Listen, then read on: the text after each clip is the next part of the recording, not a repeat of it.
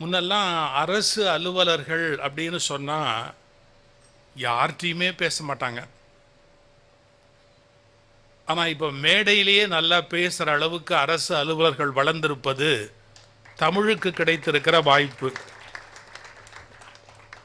கொஞ்சம் உரிமையோடு கிண்டல் பண்ணுறது என் வழக்கம்.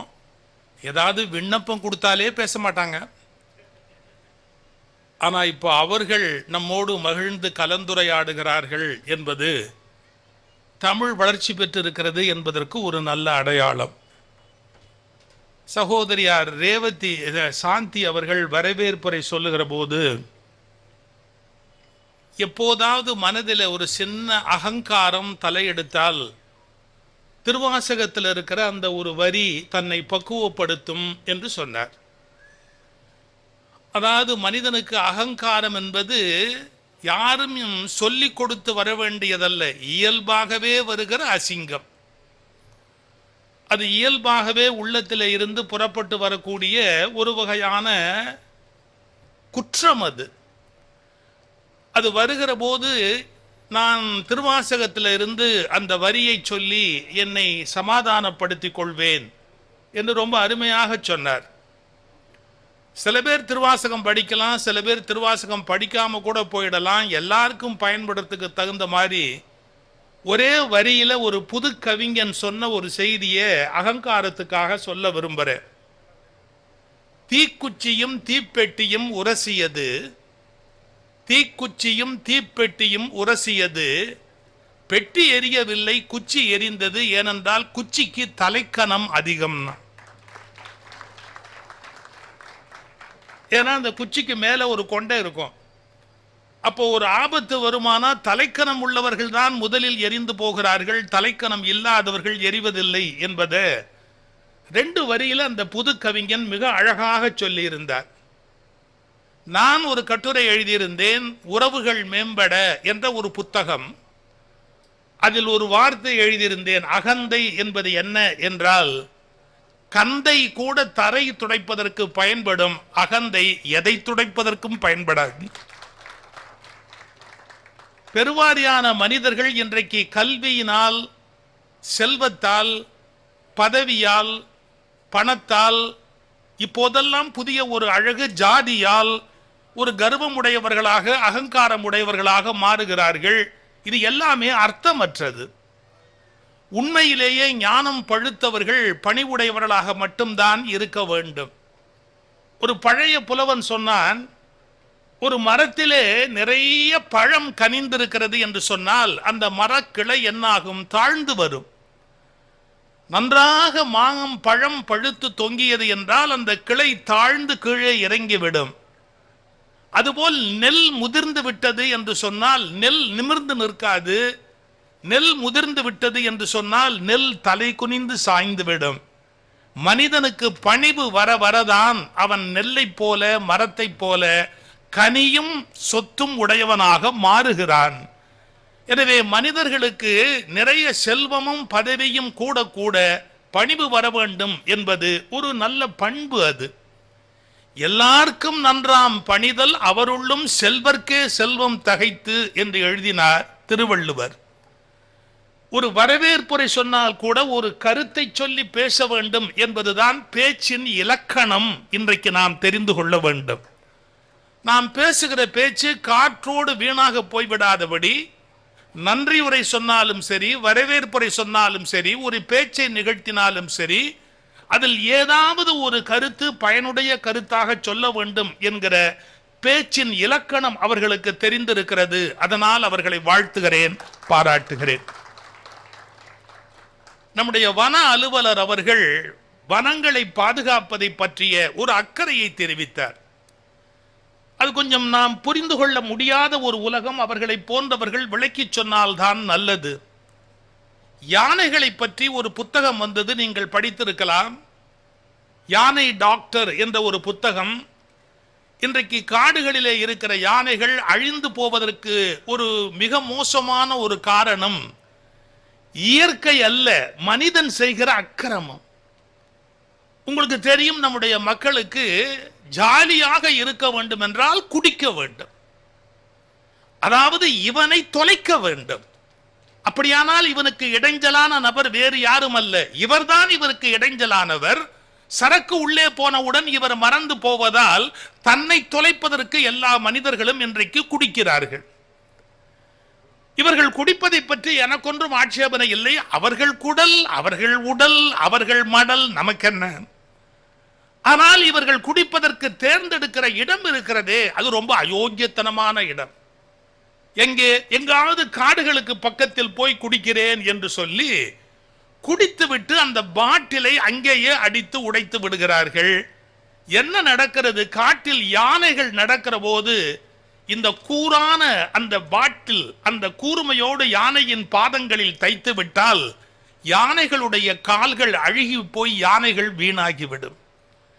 நீ குடித்து நீ நாசமாவதை பற்றி நான் வருத்தப்பட முடியாது, ஆனால் எதுவும் செய்யாத யானையை நாசமாக்குகிறாயே, இந்த பாவத்தை பற்றி கொஞ்சமாவது கவலைப்பட வேண்டாமா? காடுகளுக்குள் போகிறவர்கள் குடிக்கிற பழக்கத்திற்காக போவதை நிறுத்த வேண்டும் என்பதை இந்த நேரத்தில் நான் உங்களிடத்தில் பணிவோடு கேட்டுக்கொள்கிறேன். நாம் யானைகளை அழிப்பதற்கு நமக்கு உரிமை இல்லை. நான் வேறு ஒரு புத்தக கண்காட்சியில் பேசுகிற போது கூட சொன்னேன், இப்போது உயர் நீதிமன்றத்தில் ஒருவர் தடை உத்தரவு வாங்கி இருக்கிறார், யாருமே யானைகளை வளர்க்க கூடாது என்று வாங்கி இருக்கிறார். ஈவன் HRNC டிபார்ட்மெண்ட் கூட இனிமேல் யானைகளை வாங்கக்கூடாது என்று ஒரு தடை உத்தரவு வாங்கி இருக்கிறார். ஏன் தெரியுமா? யானைகள் கூட்டமாக வாழுகிற பழக்கம் உடையவை, தனியாக இருப்பதற்கு அவற்றால் முடியாது. யானைகளுக்கு நடப்பதில் ஆர்வம் உண்டு. ஒரு நாளைக்கு 16 மணி நேரம் நடந்து போக வேண்டும் என்பது யானையின் இயல்பு. மினிமம் 16 hours யானைகள் நடக்கும் என்று கண்டுபிடித்திருக்கிறார்கள். அதை விட ஒரு பெரிய ஆச்சரியம், அந்த 16 மணி நேரமும் தின்று கொண்டே இருக்க வேண்டும். அது வேறு அந்த யானைக்கு இருக்கிற ஒரு குணம். நீங்கள் என்னதான் ஒரு இடத்தில் கட்டி வளர்த்தாலும் 16 மணி நேரம் ஒரு யானையை நீங்கள் நடக்க வைக்க முடியுமா? உணவு கொடுக்க முடியுமா? அதன் சுதந்திரத்தை காப்பாற்ற முடியுமா? அதைவிட மிக முக்கியம், மேடையில் பேசுவதற்கு கூச்சமாக இருந்தாலும் கூட சொல்லியாக வேண்டும். நினைக்கிற போது அவை இணை சேர வேண்டும் என்று நினைத்தால் முடியாது என்பது நாம் அதற்கு தருகிற எத்தனை பெரிய தண்டனை என்பதை நாம் யோசித்து பார்க்க வேண்டும் அல்லவா? விரும்பினால் இணை சேருவதற்கு விலங்குகளுக்கு உரிமை இருக்கிறது. அதன் அடிப்படை உரிமையை மறுத்துவிட்டு நாம் கட்டி வைத்துக் கொள்கிறோம். இது நியாயம் அல்ல என்று உயர் நீதிமன்ற நீதிபதிகள் புரிந்து கொண்டு இனிமேல் யாருமே யானைகளை தனியாக வீட்டிலோ அவர்கள் விருப்பப்படியோ வளர்க்க கூடாது என்று உயர் நீதிமன்றத்திலே இன்க்ளூடிங் HRNC டிபார்ட்மெண்ட் தடை உத்தரவு பிறப்பித்திருக்கிறார்கள். இதை எதற்காக சொல்லுகிறேன்? இயற்கையை பேணுவது, பாதுகாப்பது என்பது மிகப்பெரிய காரியம். வன அலுவலர் அவர்கள் வனங்களை பாதுகாக்க வேண்டும் என்பதை மிகவும் உருக்கமாக உங்கள் முன்னிலையிலே தெரிவித்தார்கள். ஒன்று சொல்லிக் கொள்கிறேன், 42 மாடி ஒரு கான்கிரீட் கட்டடம் நீங்கள் கட்ட முடியும். அதன் மீது ஒரு மோட்டரை வைத்து தண்ணீரை மேலே ஏற்றக்கூடிய டெக்னாலஜி உங்களுக்கு தெரியும். 42 மாடி உயரத்தை கட்டினாலும் மேலே தண்ணீரை ஏற்றினாலும் ஒரே ஒரு கேள்வி கேட்கிறேன், ஒரு குற்றாலத்துக்கு அது இணையாகி விடுமா?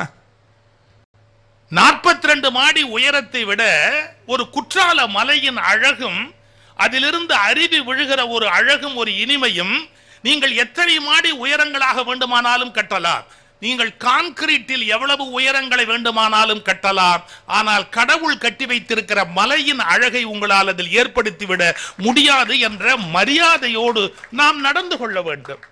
ஒரு மலையும் அதில் ஒரு மரமும், அந்த மரத்தில் பறவைகளும் அந்த பட்சிகளும் மற்றவையும் ஆடி பாடி விலங்குகளும் அலைகின்ற ஒரு அழகும், இந்த இயற்கை நமக்கு கொடுத்திருக்கிற மிகப்பெரிய முத்தம். அது கடவுளின் முத்தம் என்பது வேறொன்றும் அல்ல, அது இயற்கை. அதை பாதுகாக்க வேண்டும், மரங்களை எல்லாம் பாதுகாக்க வேண்டும் என்றார். உண்மையிலேயே இந்த மண் இருக்கிறதே, நாஞ்சில் நாடு, இதோடு ஒட்டி இருக்கிற நம்முடைய கேரள மலைப்பகுதி, இதில் தமிழர்களுடைய பூர்வீகமான பழக்கம், பழம் தமிழருடைய பழக்கம் உயிரோடு இருக்கிற இடம் இந்த இடம். தமிழர் வாழ்வியலில் எப்படி என்றால், சங்க இலக்கியங்களை படித்து பாருங்கள், வீட்டில் நல்லது கெட்டது நடந்தால் ஒரு மரம் நடுவார்கள். வீட்டில் ஒரு திருமணம் நடக்கிறது, ஒரு குழந்தை பிறக்கிறது என்றால் அவர்கள் வீட்டிலே ஒரு மரம் நடுவார்கள். ஒரு பலா மரம், ஒரு மாமரம், ஏதேனும் ஒரு கனிமரத்தை வீட்டில் நடுவது நம்முடைய வழக்கம். எனவே தமிழர்கள் மரம் நட்டு அந்த மரத்தை பூசிக்கிற இயல்புடையவர்கள், அதை வழிபாடு செய்கிற இயல்புடையவர்கள். எனக்கு என்ன வருத்தம் தெரியுமா?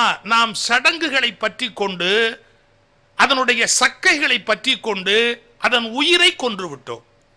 இப்போதும் கூட திருமணத்தில் அந்த மணமேடையில் அந்த மரம் நடுத்து அதுக்கு பூஜை பண்ணுகிற பழக்கத்தை ஒரு மரபிலே வைத்திருக்கிறோம். ஒரு மரக்கிளையை ஒடித்து கொண்டு வருவார்கள், அரசாணிக்கால் நடுவது என்று சொல்லி. அந்த 4 மணமறையில் இருக்கிற 4 மண்டபத்துக்கு பக்கத்தில் அந்த அரசாணிக்கால் கிளையை நட்டு அதுக்கு மஞ்சளை பூசி அதுக்கு குங்குமத்தை வச்சு எல்லாம் பண்ணி 5 நிமிஷத்தில் அதை தூக்கி குப்பையில் போட்டுருவாங்க. எனக்கு புரியல. நம்முடைய பூர்வீக வழக்கம் எப்படின்னு கேட்டா, ஒரு செடியை நட்டு அது பிறகு கனியாக காயாக வளர்ந்து மேலே தருவாக வர வேண்டும் என்பதற்காக இயற்கை கொண்டாடி கொண்டிருந்த, இயற்கையை சாட்சியாக வைத்து திருமணம் செய்து கொண்டிருந்த பழக்கம் பழந்தமிழருடைய இலக்கியத்திலே இருக்கிற வழக்கம். அது இன்னும் கேரளாவில் இருக்கிறது, ஓரளவு இந்த நாஞ்சில் நாட்டு பகுதியில் இருக்கிறது. வீட்டில் நல்லது கெட்டது என்றால் ஒரு மரம் நடுகிற பழக்கம். எனவே மரங்களை பேண வேண்டும். ஏன் பேண வேண்டும் என்றால், ஒரு ஒரு ஒரு ஒரு மறக்காமல் இருப்பதற்காக சொல்லுகிறேன். புத்தர் ஞானம் பெற்றார் என்று படித்திருக்கிறோம். எங்கே ஞானம் பெற்றார்? போதி மரத்தடியில். போதி மரம் என்று ஒரு மரம் கிடையாது, அரச மரம் தான். போதம்னா ஞானம், ஞானத்தை கொடுத்ததாலே அது போதி மரம் என்று ஆயிற்று. அரச மரம் தான் அது. ஒரு அரச மரத்துக்கு கீழே உட்கார்ந்து புத்தர் ஞானம் பெற்றார் என்று புத்த மதம் நம்புகிறது. மாணிக்க வாசகர் தன்னுடைய குருவை எங்கே சந்தித்தார் என்று திருவாசகம் படித்தவர்களுக்கு தெரியும். குருந்த மரத்தின் நிழலில் தன்னுடைய குருவை சந்தித்தார் என்று வருகிறது. எனவே மாணிக்க வாசகர் எங்கே ஞானம் பெற்றார் என்று கேட்டால், குருந்த மரத்துக்கு கீழே உட்கார்ந்து ஒரு குருவை சந்தித்த போது மாணிக்க வாசகர் ஞானம் பெற்றார். நீங்கள் திருமூலரை பற்றி படித்தால் தெரியும். அவர் ஒரு மரத்தின் நிழலில் உட்கார்ந்துதான் திருமந்திரம் எழுதி கொடுத்தார் என்று திருமூலர் வரலாற்றிலே வருகிறது. இந்த திருநெல்வேலி மாவட்டத்திலே இருக்கிறது நம்மாழ்வாருடைய ஊர், ஆழ்வார் திருநகரி என்பது. அந்த ஆழ்வார் பிறக்கிற போதே எங்கே பிறந்தார், எங்கே இருந்தார் என்று சொல்வார்கள். பிறந்த உடனே ஒரு புளிய மரத்தின் பொந்துக்குள்ளே போய் உட்கார்ந்து கொண்டார். அந்த புளிய மரத்துக்கே ஒரு கௌரவம் ஏற்பட்டு திருப்புலியாழ்வான் என்று அந்த மரத்துக்கு பெயர் வைத்தார்கள். புளிய மரத்தடியில் நம்முடைய நம்மாழ்வார் மிகப்பெரிய ஞான நூல்களை உலகத்துக்கு அருளி இருக்கிறார் என்று படிக்கிறோம். ஒரு வேடிக்கை பாருங்கள். போதி மரத்தடியில் புத்தர் ஞானம் பெற்றார், குருந்த மரத்தடியில் மாணிக்க வாசகர் ஞானம் பெற்றார். நம்முடைய மாணிக்க வாசகர் குருந்த மரத்தடியில் பெற்றதைப் போல நம்மாழ்வார் புளிய மரத்தடியில் பெற்றார் என்று மரத்தின் அடியில் ஞானிகள் ஞானம் பெற்றார்கள் என்று வருகிறது. உங்களை கையெடுத்து கும்பிட்டு கேட்கிறேன், எந்த மரத்தையும் வெட்டாதீர்கள். அது எந்த ஞானிக்காக காத்திருக்கிறதோ யாருக்கு தெரியும்? அது எந்த ஞானியை வரவேற்பதற்காக அது வளர்க்கப்பட்டிருக்கிறது என்பது நமக்கு யாருக்கு தெரியும்? கூடுமான வரை மரங்களை வெட்டாதீர்கள். எனவே மரங்களை பாதுகாக்க வேண்டும் என்கிற கருத்தை நம்முடைய வன அலுவலர் அவர்கள் நம்முடைய மனதிலே பதித்திருக்கிறார். இதை நீங்கள் மற்றவர்கள் நடைமுறைப்படுத்துவதை விட நாஞ்சில் நாட்டில் கொஞ்சம் வீடும் வீடோடு ஒரு செம்மண்ணும் கொஞ்சம் தண்ணீர் வளமும் உடைய நீங்கள் மரங்களை பாதுகாப்பதில் பற்றி அதிக அக்கறை எடுத்துக்கொள்ள வேண்டுங்கள்.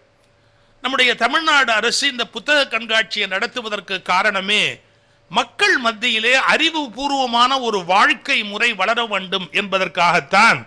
பொழுதுபோக்கு திருவிழாவாக மட்டும் இதை நடத்தாமல் ஒரு அறிவை விதைக்கிற விழாவாக நடத்த வேண்டும் என்று ஏற்பாடு செய்திருக்கிறார்கள்.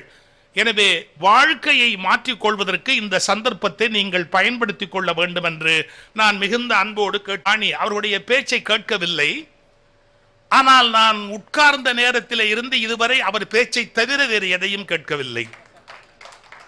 ஒரு விளையாட்டுக்காக உரிமைக்காக சொல்லுகிறேன். அவர் ஒரு நல்ல செய்தி சொன்னார், அவரை நான் பாராட்ட கடமைப்பட்டிருக்கிறேன். பழங்குடியின மக்கள் என்ற ஒரு பகுதியிலே வாழுகிற அந்த வாழ்க்கையிலிருந்து முதல் தலைமுறையாக பட்டம் பெற்று ஆய்வு செய்கிற நபராக அவர் வெளியில் வந்திருக்கிறார். எத்தனை பெரிய சாதனை! நாம் அவரை எப்படி வாழ்த்த வேண்டும்? 7ஆம் வகுப்பு படிப்பதற்குள்ளாக நான் 3 ஆண்டுகள் படித்தேன் என்று சொல்லுகிறார். நான் படிப்பதற்கு அவ்வளவு கஷ்டப்பட்டேன். படிப்பென்றால் என்ன என்று தெரியாத ஒரு அந்த குடும்ப சூழ்நிலை. அதிலிருந்து ஒரு மனிதன் எழுந்து இன்றைக்கு கம்பீரமாக கர்ஜிக்கிறான் என்றால் அவரை நான் தலை வணங்குகிறேன். அவர் தன்னம்பிக்கையை பாராட்டு. ஒரு வினாடி யோசியுங்கள். நான் விளையாட்டாக கேட்டேன், படிப்பது உங்கள் ஊரிலே, ஏன்னா மலைவாழ் மக்கள், அவ்வளவு சுலபம் அல்லவே. எப்படி 19 கிலோமீட்டர் நடந்து போய் 19 கிலோமீட்டர் நடந்து வந்தால்தான் நான் பள்ளிக்கு போக முடியும் என்றார். இன்றைக்கு 10 அடிக்கு போவதற்கே பஸ்ஸில் போவதற்கு பிள்ளைகள் மூக்கால் அழுகின்றார்கள். 19 கிலோமீட்டர் தினந்தோறும் நடந்து போய் படித்த மனிதன், அவருக்கு இந்த நாடு எவ்வளவு கடமைப்பட்டு இருக்கிறது. நாம் உலகத்தில் ஏற்கனவே வளர்ந்தவர்கள் மேலே வளருவதற்கு நிறைய வசதி செய்கிறோம். மக்களுக்கு கோபம் வருகிறது. நாங்கள் நெடுங்காலமாக வளர்ந்தவர்களை ஏன் குறுக்கே நிற்கிறீர்கள் என்று கோபப்படுகிறார்கள். வளரவே முடியாதவர்கள் என்றைக்கு வளருவது? வாழவே முடியாதவர்கள் என்றைக்கு வாழ்வது? கற்கவே முடியாதவர்கள் என்றைக்கு கற்பது? அரசு வேலை என்பதை கற்பனை பண்ணியே பார்க்க முடியாதவர்கள் என்றைக்கு அந்த அரசு வேலைக்கு வருவது? அதற்கான முயற்சியில் தான் மிகப்பெரிய ஒரு சமூக நீதி இயக்கம் தொடங்கி இன்றைக்கு முதல் தலைமுறையாக எல்லா பகுதியிலே இருந்தும் எல்லா சமூகமும் படித்து மேலே வர வேண்டும் என்று இந்த ஜனநாயக நாட்டில் கனவு கண்டார்கள். பெருந்தலைவர் காமராஜர் அவர்கள் எல்லா ஊரிலும் பள்ளி இருக்க வேண்டும் என்று தொடங்கினார். நான் அமெரிக்காவுக்கு போயிருந்தேன். எஸ்.ஏ. பழனியப்பன் என்ற ஒரு பெரிய பொறியாளருடைய வீட்டிலே தங்கி இருந்தேன். நான் இதுவரையிலும் அவ்வளவு பிரம்மாண்டமான ஒரு நாயை உலகத்தில் பார்த்ததில்லை. ஒரு பசுமாட்டு சைஸுக்கு இருக்கிறது. எங்காவது நாய் ஒரு பசுமாட்டு அளவுக்கு இருக்குமா என்று நான் திகைத்து போய்விட்டேன். அவ்வளவு பெரிய நாய் வளர்க்கிறார் அவருடைய வீட்டிலே. அவருடைய வாழ்க்கையை கேட்டேன். அவர் அவினாசிக்கு பக்கத்திலே அம்மச்சிபாளையம் என்ற ஒரு சின்ன எளிய கிராமத்தில் பிறந்தவர். அவருடைய ஊரிலே கும்பாபிஷேகம் நடைபெற்ற போது என்னுடைய பேச்சை வைக்க வேண்டும் என்று அந்த ஊருக்கு அழைத்திருந்தார். நான் அமெரிக்காவிலும் அவர் வீட்டில் தங்கி இருக்கிறேன். இங்கேயும் அவர் அழைத்த போது அவர் வீட்டுக்கு போகிறேன். நான் அதிர்ச்சி அடைந்தேன். முள் செடிகள், முள் காடு போல எல்லாமே சுற்றி இருக்கிறது. ஆனால் அமெரிக்காவில் அவர் வாழ்ந்த வாழ்க்கையை நான் பார்த்திருக்கிறேன். 130 அமெரிக்கர்களை அவர் வேலைக்கு வைத்திருக்கிறார். 130 அமெரிக்கர்களை அவர் வேலைக்கு வைத்திருக்கிறார் அவருடைய இடத்துல. அவர் பிறந்த ஊரிலே முச்செடி காடாக இருந்தது. இந்த இடத்திலிருந்து அமெரிக்காவில் அந்த இடத்தில் அவ்வளவு பெரிய மனிதராக வளர்ந்திருக்கிறீர்களே, என்ன காரணம் என்று கேட்டேன். எஸ்.ஏ. பழனியப்பன் என்ற அந்த பொறியாளர் சொன்ன ஒரே வார்த்தை, சார், காமராஜர்னு ஒரு ஆள் பிறக்காம போயிருந்தா நான் அங்கேயே மாடு மேய்ச்சிக்கிட்டு நின்று இருப்பேன் சார். அவர் காமிச்சாரு அந்த அமைச்சுப்பாளையத்தில், அது ஆடு மேய்க்கிறாங்க பாத்தீங்களா? ஆமா, எங்க பங்காளிங்க. நான் இதே மாதிரிதான் கோமணத்தை கட்டிக்கிட்டு இங்க நின்று இருக்கணும். நான் கோமணத்தை கட்டிக்கிட்டு இங்க நிக்காம இன்னைக்கு அமெரிக்காவில் போய் 130 வெள்ளக்காரனை வேலைக்கு வச்சிருக்கிறேன்னா அது காமராஜர் போட்ட பிச்சைன்னு. உண்மை. இத்தனை கிலோமீட்டருக்குள்ள பள்ளிக்கூடம் திறக்கணும், அது பெருசு இல்ல. பள்ளிக்கூடம் திறக்கணுங்கிறது பெருசு இல்ல. பள்ளிக்கூடத்துக்கு வந்தா பையனுக்கு சோறு இல்லைங்கிறதுக்காக சோறு போடணும்னு முதல்ல கண்டுபிடிச்சாரு பாருங்க. பசி இருக்குது, அந்த பிள்ளைங்களுக்கு சோறு போடணும், சோறு போட்டாதான் பள்ளிக்கூடத்துல தொடர்ந்து படிப்பாங்கன்னு நினைச்சாரு இல்ல. அந்த எண்ணத்தை பாராட்டணும். அதுக்கப்புறம் பின்னால வந்த எல்லாருமே அந்த ஸ்கீமை வளர்த்துக்கிட்டே வந்தாங்க. குழந்தைங்களுக்கு மதிய உணவு கொடுப்பதை நல்ல உணவா கொடுக்கணும், அப்புறம் காலை உணவு வரையில கொடுக்கணும். இப்படி நமக்கு எல்லாமே செய்யறோம். ஆனா முதல்ல விதை போடுகிறார் இல்லையா, அந்த நன்றியை நம்ம நினைச்சு பார்க்கணும். இல்ல, முதல் தலைமுறையாக படிக்க வருகிறவர்களுக்கு நம்ம கண்டிப்பா வாய்ப்பு கொடுக்கணும். பெருந்தலைவர் காமராஜர் முதலமைச்சரா இருக்கிறாரு. அந்த மெடிக்கல் காலேஜ் சீட் அலாட்மெண்ட்டுக்காக கவர்மெண்ட் கோட்டா அப்படின்னு ஒண்ணு இருக்கு. அந்த கவர்மெண்ட் கோட்டாங்கிறதுக்கான அப்ளிகேஷன்ஸை மேல வைக்கிறாங்க. அந்த சீஃப் மினிஸ்டர் தான் டிசைட் பண்ணணும். அந்த அதாவது கவர்மெண்ட் கோட்டா யார் யாருக்கு வேணும்னு ரிக்வஸ்ட் கொடுத்துருக்காங்க. அவங்க அப்ளிகேஷன் ஒரு 100-112 அப்ளிகேஷன் இருக்கும். அதை கொண்டாந்து செக்ரட்டரி வைக்கிறாரு. அவர் விறுவிறுன்னு அப்ளிகேஷன் எப்படி பார்த்துட்டு ஒன்னொன்னா உருவிக்கிட்டே வந்து, அப்பெல்லாம் 6 சீட்டோ 7 சீட்டோ கவர்மெண்ட் கோட்டா, அந்த உருவி இந்த இவனுக்கெல்லாம் கவர்மெண்ட் கோட்டால ஆர்டர் போடு அப்படின்னு அவர் பாட்டுக்கு கொடுக்குறாரு. செக்ரட்டரி கேட்கிறாரு, அவர் ஐஏஎஸ் சார், என்ன இருந்தாலும் நாளைக்கு கோர்ட்ல கேள்வி கேட்பா, நீ என்ன நாம்ஸ் வச்சேம்பா, எதை பேஸ் பண்ணி கவர்மெண்ட் கோட்டா நீ எடுத்தேன்னு கேட்பான். நம்ம ஏதாவது ஒரு பதில் சொல்லணும் சார். நீங்க பாட்டுக்கு எல்லாத்தையும் என்னமோ உருவுறீங்க, டக்குன்னு கையில கொடுக்குறீங்க, ஒரு 6 அப்ளிகேஷனை கொடுத்து இவனுக்கெல்லாம் கவர்மெண்ட் கோட்டால போடுங்கிறீங்க. நாளைக்கு கோர்ட்ல கேள்வி கேட்டா பதில் சொல்லணும் சார். ஒண்ணு இல்ல, அப்பங்கையெழுத்துன்னு போட்டிருக்கான் பார், அங்க எவன் கை நாட்டு வச்சிருக்கிறானோ அவன் அப்ளிகேஷனா எடுத்தேன். நான் வேற ஒண்ணும் பண்ணல. அப்பங்கையெழுத்துல கை நாட்டு வச்சிருக்கான் பாரு, எழுத படிக்க தெரியாதவன் புள்ள என்னைக்கு டாக்டரா வருது, அதுக்காகத்தான் நான் அதெல்லாம் எடுத்து தனியா வச்சேன், அதை தான் உங்ககிட்ட கொடுத்தேன். யோசிச்சு பாருங்க.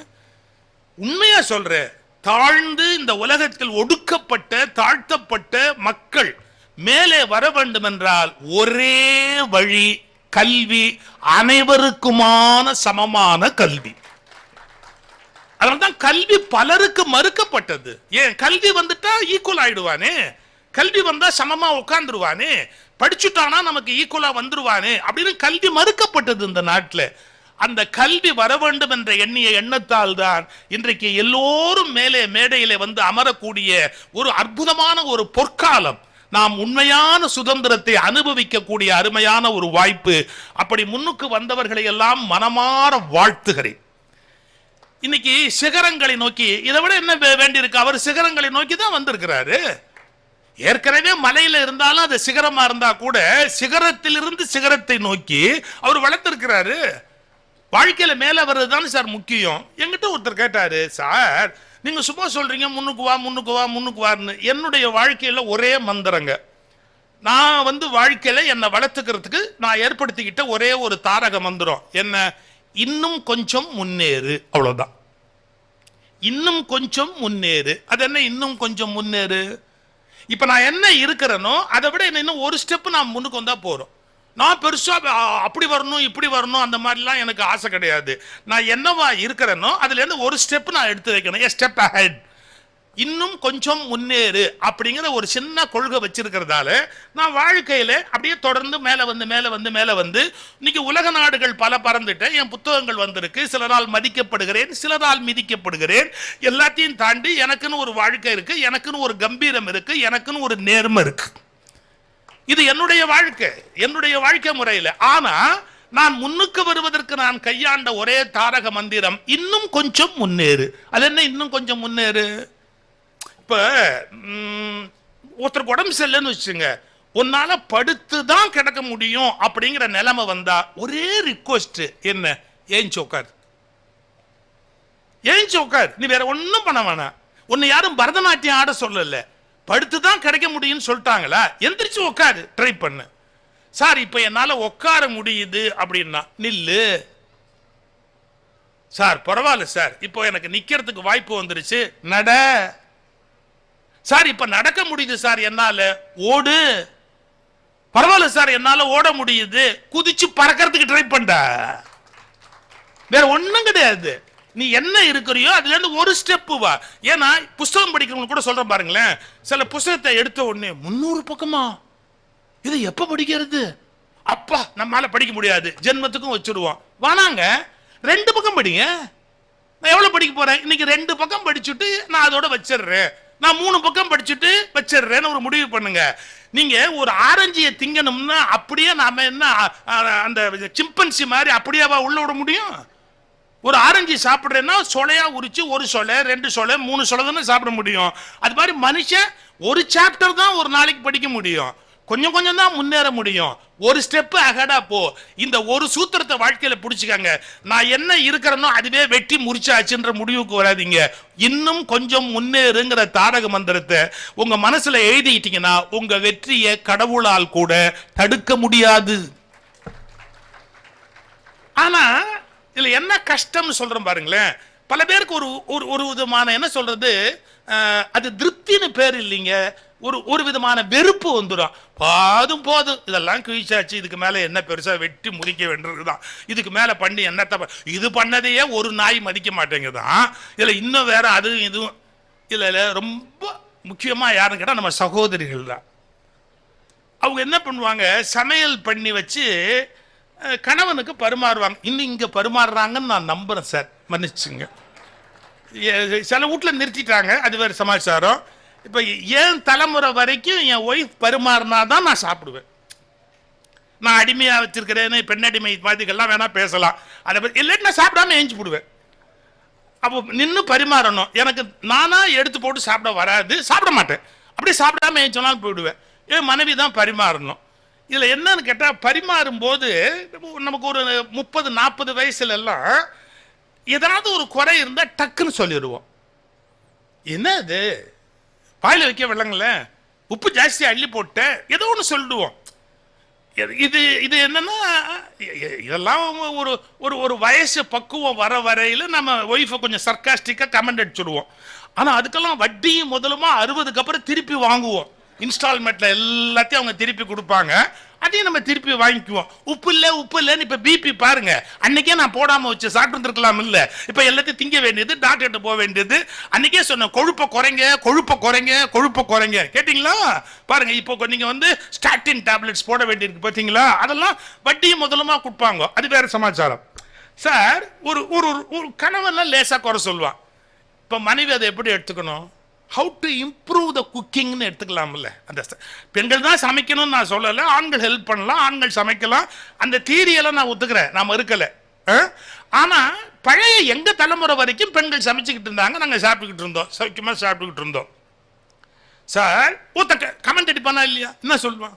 ஏய் வாயில் வைக்க விளங்கலைன்னா அந்த ஒய்ஃப் சொன்னா பாருங்க, புனல் வச்சு ஊத்து.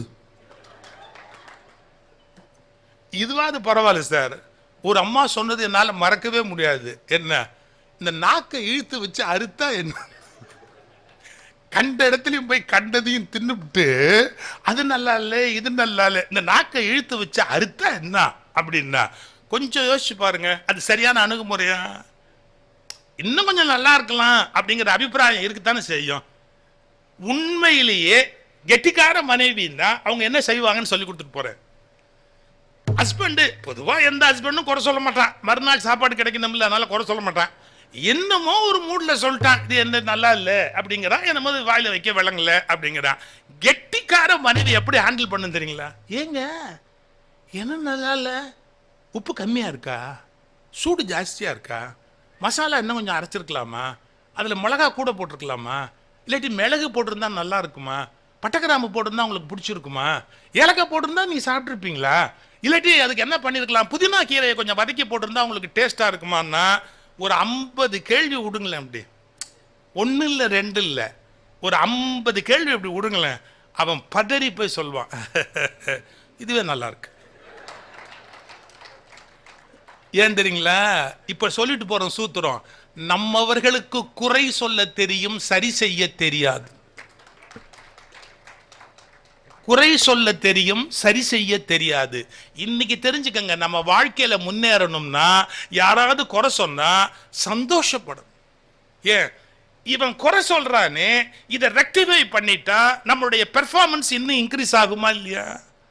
அப்ப இன்னும் கொஞ்சம் முன்னேறுங்கிறதுக்கு வாழ்க்கையில என்ன வேணும்னா, இன்னைக்கு சொல்றேன் பாருங்க, நம்மை பாராட்டுகிறவர்களை விட குறை சொல்லுகிறவர்களை சரியாக கவனித்தால் தான் நாம் மேலும் மேலும் வளர முடியுமே ஒழிய பாராட்டுகளுக்கு ஏங்காதீர்கள்.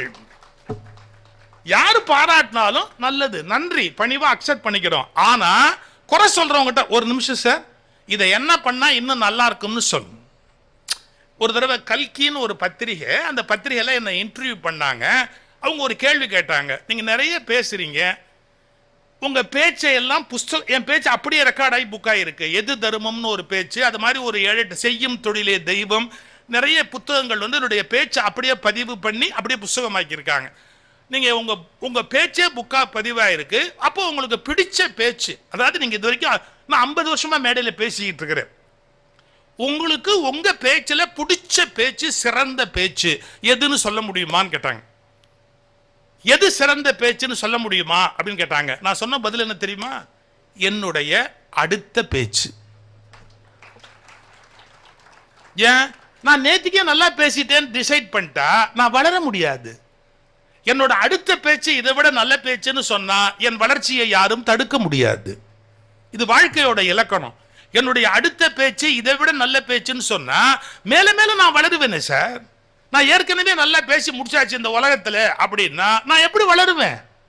அதனால நம்ம இன்னும் வளரணும், இன்னும் வளரணும், இன்னும் வளரணும், இன்னும் கொஞ்சம் முன்னேறு அப்படிங்கிறது ஒரு பெரிய தாரக மந்திரம்.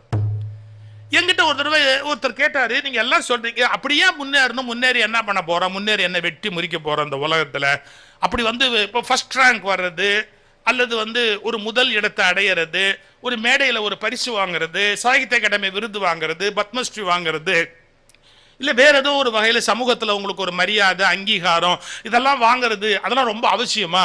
அதெல்லாம் ஒண்ணும் வேண்டியதில்லை சார், எல்லாம் வேஸ்ட் சார். கரெக்ட். ரொம்ப ஞானமா யோசிச்சோம்னா வேஸ்ட். I agree. அதுவும் அந்த ஸ்டேஜ் இருக்குது, அது தனி. நான் அதை மறுத்து பேசுற ஆளே இல்லை, அது வேற. ஆனா அப்படி இருக்கிறவங்க குடும்பத்தில் இருக்கக்கூடாது. குடும்பத்துக்குள்ள இருந்து குடும்பத்துக்கு எடுக்கக்கூடாது. நீ என்ன பண்ணணும்? திருவண்ணாமலை போய் பேசாம உட்காந்துக்கணும், கொடுக்குற சொத்தை தின்னுக்கிட்டு உட்காந்துருக்கணும். அதை விட்டுட்டு நீ என்ன பண்ற? வீட்டுக்குள்ள உட்காந்துக்கிட்டு இந்த தத்துவத்தை பேசுற. நான் எனக்கு புரியுதா நான் என்ன சொல்ல வரேன்னு? புரியுதுங்களா? என்னன்னா வீட்டில் உட்காந்துக்கிட்டு துறவான விஷயம் பேசக்கூடாது. நீ துறவான இடத்துல போய் குடும்பம் நடத்தக்கூடாது. நீ வீட்டில் உட்கார்ந்து துறவு பேசினா அசட்டுத்தனம். ஆனா துறவுல போய் உட்கார்ந்து குடும்பம் நடத்தினா அயோக்கியத்தனம். ரெண்டும் தப்புன்ற. எங்க எப்படி இருக்கணுமோ அப்படி இருக்கணும். வீட்டுக்குள்ள இருக்கிறியா? அப்ப நீ என்ன பண்ணணும்? முன்னேறத்துக்கான வழியை பார்க்கணும். ஒரு வீடு வாங்கணும், ஒரு டபுள் பெட்ரூம் ஃபிளாட் வாங்கணும். நம்ம வாங்கியிருக்கிற காரு கியா வாங்கியிருக்கோமா, நம்ம அடுத்து இனோவா வாங்கணும், இல்ல BMW வாங்கணும். ஏதோ ஒரு சின்ன விஷயத்தை வச்சுக்கிட்டா மேல போயிட்டே இருக்க முடியும். அதை விட்டுட்டு நான் ஏன் அப்படிலாம் யோசிக்கணும்னா, இதுக்கு தான் மனசே மந்திர சாவின்னு என்னுடைய புஸ்தகம் ஆனந்த விகடன் வெளியீடு 3 லட்சம் பிரதிகளுக்கு மேல் விற்பனையானது. ஏன்னா இந்த புஸ்தக கண்காட்சியில் பேசுறோம்ல, ஒருத்தர் ஃபேஸ்புக்கில் எழுதியிருக்காரு, இவனுங்கெல்லாம் என்ன எழுத்தாளன்னு இவனுங்களே பேச்சு புஸ்தகத்துக்கு கூப்பிடுறாங்க புத்தக கண்காட்சிக்குன்னு எங்களுக்கு ஒருத்தர் பட்டம் கொடுத்துருக்கிறாரு. இவங்க என்ன பெருசா எழுத்தாளனுங்க எழுதி கிழிச்சுட்டாங்கன்னு. 3 லட்சம் புஸ்தகம் வித்துருக்குதுப்பா ஆனந்த விகடன் வெளியீடு. வேணா இப்ப கணக்கு பாரு, எனக்கு ராயல்ட்டி வந்திருக்குது. எதுக்கு சொல்ல வர? மனசே மந்திர சாவி. அதுல ஒரு வார்த்தை நான் எழுதியிருந்தேன். என்ன எழுதியிருக்கேன் தெரியுங்களா? டே தம்பி, நீ யாரு? நம்மளை எடுத்துக்குவோம், அனலைஸ் பண்ணுவோம். நீ யாரு? நான் ஒரு ஆள், இப்ப பாக்குறதுக்கு ஒரு ஆள், ஆனா ஒரு ஆளா இருந்தா கூட 50-50. பிஸ்கட் இல்ல, லைஃபே 50-50. எப்படி? எங்க அம்மாவுடைய கருவுல ஒரு 50, எங்க அப்பனுடைய ஸ்பெர்ம்ல ஒரு 50. பல லட்சக்கணக்கான உயிரணுக்கள் இருந்தன எங்க அப்பாவோட உடம்புல. அதுல ஒரு அள்ளி மொட்டு மாதிரி நான் ஒரு ஸ்பெர்ம், ஒரு மொட்டு கிடந்தேன். இங்க எங்க அம்மாவுடைய கருவுல செனமுட்டை இருந்தது, எக் இருந்தது. என்ன நடந்தது? என்னைக்கோ 2 பேர், கண்ணதாசன் சொல்லலையா, தந்தை ஒரு தவறு செய்தான், தாய் அதற்கு இடம் கொடுத்தாள்னு பாடினார்ல. அது மாதிரி 2 பேரும் அன்னைக்கு என்னமோ தெரியல சந்திச்சாங்க. அதனால என்ன ஆகி போச்சு, எங்க அப்பா உடம்புல இருந்து அந்த உயிரணு ஓடி மற்ற எல்லா உயிரணுவையும் கீழே தள்ளி தன்னை தவிர வேற எந்த உயிரணுவும் வரக்கூடாதுன்னு அது பயங்கர ஸ்பீட்ல ஓடி போய் அம்மாவுடைய கருவுல இருக்கிற கருமுட்டைக்குள்ள இந்த போஷ் ட்ரில்லர் அப்படி அப்படி போடும் பாருங்க, அது மாதிரி நுழைஞ்சு உள்ள போய் உக்காந்து அது கருவுல போய் உக்காந்ததால நான் தொலைச்சேன். நான் இப்போ ஒரே ஒரு கேள்வி கேட்கிறேன். எங்க அப்பா உடம்புல லட்சக்கணக்கான உயிரணு இருந்தது இல்ல? ஆமா. நான் தானே ஓடி வந்தேன். ஆமா. ஏன் ஓடி வந்தேன்? யார கேட்டு ஓடி வந்தேன்? அப்ப என்ன படைக்கிற போதே இயற்கை எப்படி படைத்திருக்குதுன்னு கேட்டா, 10 பேர் இருந்தா எல்லாரையும் முந்திக்கிட்டு ஓடணுங்கிறத எனக்கு இயல்பாகவே எனக்கு கடவுள் கொடுத்திருக்கிறார். நீ ஓடு, போய் அந்த இடத்தை புடி அப்படின்னு இப்படி சொல்லட்டுமா?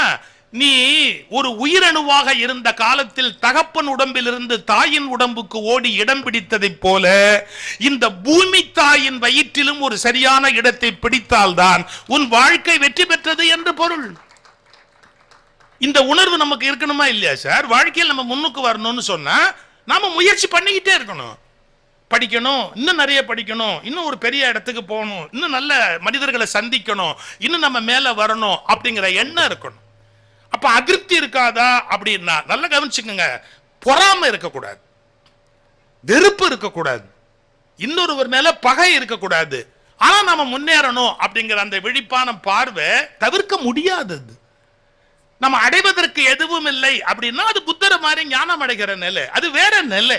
நான் அதை எப்பவுமே கொஸ்டின் பண்றதே இல்லை. ஞானம் அடைகிற நிலைய ரமணர் மாதிரி புத்தர் மாதிரி ஒரு ஞானம் அடைதல்னு ஒரு நிலை உண்டு, அதை நான் கொஸ்டினே பண்ணல. ஆனா உலகத்துல இல்லறத்துல இருக்கிறோம் அப்படின்னு சொன்னா நாம முன்னுக்கு மேல எப்படி வர்றது? ஒன் ஸ்டெப் அஹெட் அப்படின்னு போய்கிட்டே இருக்கு. இதுக்கு என்ன வேணும்? முதல் விஷயம், மனுஷனுக்கு தாழ்வு மனப்பான்மை இருக்கக்கூடாது. தாழ்வு மனப்பான்மை இல்லாதவங்க யாராவது இருக்காங்களா? இப்ப சில பேர் படிக்கலைன்னா தாழ்வு மனப்பான்மை அடைகிறாங்க, இல்ல சரியான ஒரு ட்ரெஸ் இதுவும் போடல அப்படின்னா தாழ்வு மனப்பான்மை அடைகிறாங்க. நல்ல ட்ரெஸ் போட முடியல அப்படின்னா ஒரு கல்யாணத்துக்கு போகிறதுக்கு யோசிக்கிறாங்க. இந்த செல்ஃப் ஃபினான்ஸ் காலேஜ் வந்தது பார்த்தீங்களா, இன்ஜினியரிங் காலேஜ். அப்போ எங்கள் குடும்பத்தில் ரொம்ப நெருங்கின உறவு ஒரு பையனை வந்து இன்ஜினியரிங் காலேஜில் சேர்த்த போது அவங்க அப்பாட்ட அழுகுறான். என்ன சொன்னான் தெரியுங்களா, நீ பாட்டு கொண்டு போய் என்னை காலேஜில் சேர்த்துட்ட, வர்றவன்லாம் வந்து கலர் கலராக நல்ல அருமையான ட்ரெஸ் எல்லாம் போட்டு வரான், என்கிட்ட அப்படி நல்ல ட்ரெஸ்ஸே இல்லை. அப்பாவை கோச்சிக்கிட்டான் அவன். உன் ஆசைக்காக என்னை கொண்டு போய் காலேஜில் தள்ளிட்ட, எல்லாரும் நல்ல ட்ரெஸ் பண்ணும்போது நான் மட்டும் பிச்சைக்கார மாதிரி போகிறேன் அப்படின்னு ரொம்ப வருத்தப்பட்டு சொன்னான். அவங்க அப்பா ரொம்ப நல்லவர். ஏன் நல்லவர்னு சொல்லட்டுமா, அவங்க அப்பா எனக்கு உயிருக்கு உயிரான நண்பர். அவரு கவர்மெண்ட் சர்வீஸில் இருந்தவர், ஒரு பைசா லஞ்சம் வாங்கினது இல்லை. அப்ப என் நண்பர் எவ்வளவு நேர்மையானவர்னு எனக்கு தெரியும், எவ்வளவு கஷ்டப்பட்டு அந்த பிள்ளைய படிக்க வைக்கிறாருன்னு எனக்கு தெரியும். என் எதிர்த்தாப்புல என் ஃப்ரெண்ட் அவன் திட்டுறான், அவங்க அப்பாவை அவன் திட்டுறான்.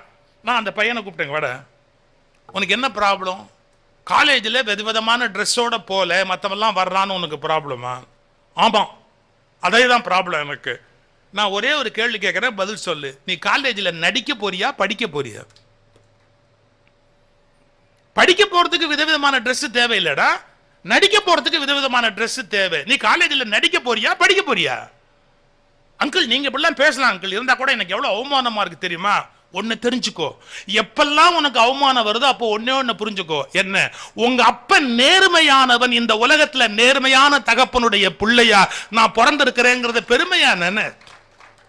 5 காசு எதுக்கும் வாங்க மாட்டான், எங்க அப்பா அப்படிப்பட்ட நேர்மையானவன், இவ்வளவு நேர்மையான ஒரு தகப்பனுக்கு நான் பிள்ளையா பிறந்திருக்கிறேங்கிறத பெருமையா நினைச்சுக்க. அந்த அவமானம் உனக்கு தெரியாதுடா, போய் படி, படிக்கிற வேலையை பார். இப்ப படிச்சுட்டோம், அவன் சிங்கப்பூர்ல பெரிய வேலையில இருக்கிறான், எல்லாம் நல்லா இருக்கிறான். எதுக்கு சொல்ல வர, அந்த நேரத்தில் ஒருத்தர் வேண்டி இருக்கு, அவங்களுக்கு வந்து அந்த அந்த வார்த்தையை சொல்றதுக்கு ஒருத்தர் வேண்டி இருக்கு. அதுக்கு தான் நீங்க தன்னம்பிக்கை ஊட்டுகிற நல்ல புஸ்தகங்களை படிக்கிறது, சிந்திக்கிறது, அந்த அந்த அந்த அந்த பழக்கத்தை வளர்த்துக்கணும். நான் முதல்ல படிக்க ஆரம்பிச்ச தன்னம்பிக்கையான புஸ்தகம்னு சொன்னா எம்.எஸ். உதயமூர்த்தி தான். ஏன்னா நான் சமய சொற்பொழிவாளனா பேசிக்கிட்டு இருந்த காலம். அப்புறம் சன் தொலைக்காட்சியில் என்னை கூப்பிட்டு பேச வைக்கிறாங்க. அந்த மாதிரி காலகட்டத்தில் நான் பொதுவான இலக்கியங்கள் படிக்கணும் அப்படிங்கிற எண்ணத்தில் எம்.எஸ். உதயமூர்த்தி புக்கு படித்தேன். எண்ணங்கள் அப்படிங்கிற ஒரு புத்தகம் படித்தேன். இன்னைக்கும் அது ஒரு ஒண்டர்ஃபுல் புக்கு. ஆனால் அமெரிக்க எழுத்தாளர்களை கொஞ்சம் தழுவி எழுதப்பட்டது.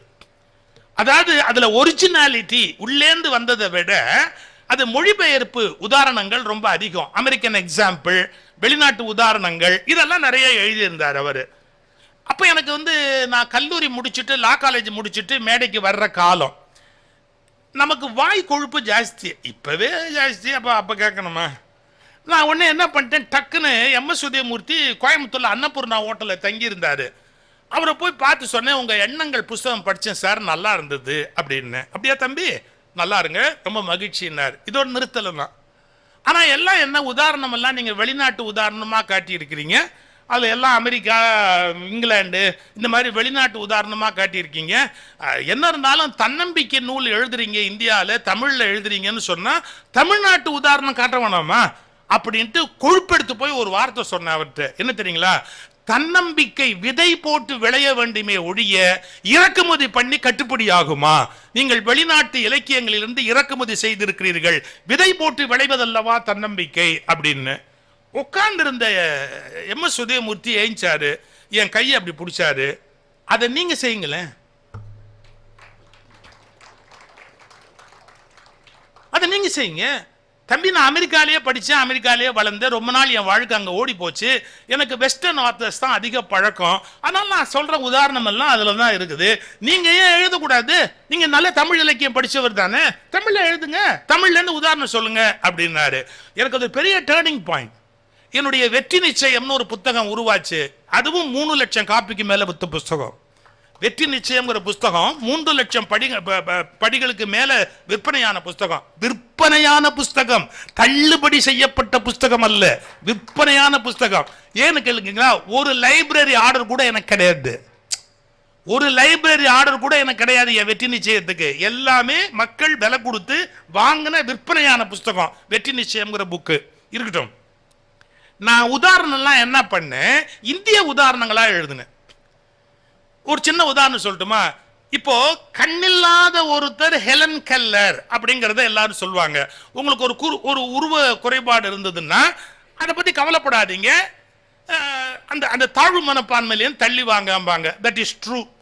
ஹெலன் கல்லர் அப்படிங்கிற பெண்மணிக்கு பார்வை புலன் கிடையாது. ஆனா அவளுடைய ஃபேன்ஸ் யார் யார் தெரியுமா? அவளுடைய ஃபேன்ஸ் யார் யார் தெரியுமா? உலகம் முழுக்க யாரு? Charlie Chaplin. யாரு அவளுக்கு? அவங்கெல்லாம் ஃபேன்ஸ். அவளோட சேர்ந்து போட்டோ எடுத்துக்கிட்டவங்க குயின் எலிசபெத். அவங்களோட சேர்ந்து அப்ப ரஷ்யால இருந்த குருஷேவ் எல்லாரும் போட்டோ எடுத்துக்கிறாங்க ஹெலன் கெல்லரோட. ஏன்னா Helen Keller was so popular. பார்வை கிடையாது சார். பார்வை இல்ல அப்புறம் என்ன பெருமைன்னு கேக்குறீங்களா? இதான் பாருங்க. இப்ப இந்த மாதிரி ஒரு இன்விடேஷன் நீங்க கொடுக்குறீங்கன்னு வச்சுங்க. இந்த இன்விடேஷன்ல இந்த இடத்துல ப்ளூ கலர் இருக்குல்ல, நாம கண் இருந்தா தானே இதை பார்த்து சொல்றோம். ஹெலன் கெல்லர் ஒரு 2 செகண்ட் இப்படி தொட்டுட்டு இது ப்ளூ கலர்பாங்க. will you believe it? Colour சொல்வாங்க. அது எப்படி முடியும் நமக்கு இன்னை வரைக்கும் தெரியாது. அதாவது பார்வை கிடையாது, வடிவத்தை சொல்லலாம் சார். தடவி பார்த்து வடிவத்தை சொல்லலாம். இது டம்ளர், இது பாத்திரம் அப்படின்னு. பட் ஹெலன் கெல்லருடைய மிகப்பெரிய ஆற்றல் என்னன்னு கேட்டா, அது என்ன நிறத்தில் அப்படின்னு கேட்டா, அந்த நிறத்தை தொட்டுட்டு அவங்களுக்கு பார்வை கிடையாது, ஆனா இந்த நிறம் வாங்க. ஏன்னா கண்ணில்லைனா கூட விழிப்பு நிலை அவேர்னஸ் அப்படிங்கிறதுனுடைய பீக்குக்கு போயிட்டதுனால அவங்களால அதை உணர முடிஞ்சது. ஸோ உலகம் முழுக்க ஹெலன் கெல்லர் அப்படிங்கிறவங்க பார்வை இல்லாதவங்கள ஒரு பெரிய வரலாற்று பெண்மணியாக கொண்டாடப்பட்டார்கள். ஆச்சுங்களா? இப்போ வெளிநாட்டு நூல்களை மேற்கோள் காட்டுற எல்லாருமே பார்வை இல்லைன்னா வருத்தப்படாதீங்க, ஹெலன் கெல்லர் ஹெலன் கெல்லர்பாங்க. இப்போ நான் தமிழ்ல எழுதுறேன்னு ஆரம்பிக்கிறேன். நான் தமிழ்ல இருந்துல சொல்லணும், கதை போட்டு விளையணும்னு சொல்லிவிட்டேனே, சேலஞ்சு நம்ம உதயமூர்த்தி சார்ட்ட. நான் என்ன எழுதுனேன்? அந்தக கவி வீரராகவ முதலியாரை பத்தி எழுதினேன். அந்தக கவினா பார்வை இல்லாதவர். ஆனா பார்வை இல்லாதவரை ஒழிய அவர் அவ்வளவு கெட்டிக்காரரு. எப்படி கெட்டிக்காரரு அப்படின்னு கேட்டீங்கன்னா, நீங்க பார்வை இல்லைங்கிறதுக்காக ஒருத்தரை குறைவா நினைக்க முடியாதுங்க. ஒரு சின்ன உதாரணம் சொல்ற பாருங்க. நம்ம தமிழ்நாட்டில் நடந்த சம்பவம். ஒரு அரசருடைய சபைக்கு ஒரு புலவர் போறார். அவருக்கு பார்வை இல்லை, ஆனா அவர் கவிதை பாடுறார். அந்த கவிதை நல்லா இருக்கணும் உடனே அந்த அரசர் சந்தோஷப்பட்டு அந்த பொன்னாடை எடு அப்படின்னார். ஒரு பொன்னாடை கொடுத்தாங்க. ஆனா அந்த பொன்னாடை யார் கொடுத்தான்னா அந்த அங்க இருக்கிற அமைச்சர் எடுத்து கொடுத்தாரு. அவருக்கு ஒரு சின்ன குணம். எப்படின்னா, நல்ல பொன்னாடையா இருந்தானே கெட்ட பொன்னாடையா இருந்தானே இவனுக்கு என்ன பார்வையா இருக்கு தெரிய போகுதுன்னு கொஞ்சம் பிஞ்சு போயிருந்தது, கிழிஞ்சிருந்தது. அதை பத்தி கவலைப்படலை, அதை எடுத்து கொடுத்துட்டார். யாருக்கு? அந்த கண் தெரியாதவருக்கு போத்துறதுக்கு. இந்த அரசர் அதெல்லாம் கவனிப்பாரா? அப்படி வாங்கி அப்படி பெருசா போத்தினாரு. யாருக்கு? இந்த கண் இல்லாதவருக்கு போத்தினாரு. போத்தின உடனே அவரு இப்படி எடுத்துக்கிட்டு இப்படி தடவ ஆரம்பிச்சார். இன்னைக்கு சொல்லட்டுமா, 10 ரூபாய்க்கும் 5 ரூபாய்க்கும் வித்தியாசம் தெரியாம நாம கொடுத்துருவோம். ஆனா நம்ம குழந்தைங்க கண்ணில்லாத பிளைண்ட் ஸ்கூல்ல படிக்கிறாங்க பாருங்க, அவங்க ஒரு நாள் கூட 10 ரூபாய்க்கும் 5 ரூபாய்க்கும் வித்தியாசம் தெரியாம கொடுக்க மாட்டாங்க. அவங்க கிட்ட ஒரு தனி திறமை இருக்கும். அப்படியே தடவியே இது 5 ரூபாயா 10 ரூபாயா 2 ரூபாயா 1 ரூபாயா எல்லாம் சொல்லுவாங்க, காயின்னு சொல்லுவாங்க. அது ஒரு பெரிய அவங்களுக்குன்னு ஒரு தனி திறமை. இந்த புலவருக்கு பொன்னாடை போத்தின உடனே அவர் என்ன பண்ணாரு பாருங்களேன், இப்படி இப்படி இப்படி தடவிக்கிட்டே இருந்தாரு. அதாவது அதுல என்ன டிசைன்னு பாக்குறாரு. இந்த அமைச்சர் பக்கத்துல இருந்தார் பாருங்க, அது என்னன்னு சொல்லலாங்கிறதுக்காக வாயை திறந்தார். அதுக்குள்ள அரசரே சொன்னாரு, என்ன டிசைன் பாக்குறீங்களா? அதுல மாங்காய் உங்களுக்கு தெரியுமா? பொன்னாடையில எல்லாம் மாங்காய் இருக்கும். மாங்காய் இருக்குன்னாரு. புலவர் அடிச்சாரு, மாங்காய் மட்டும் இல்லைங்க பிஞ்சு இருக்குன்னாரு.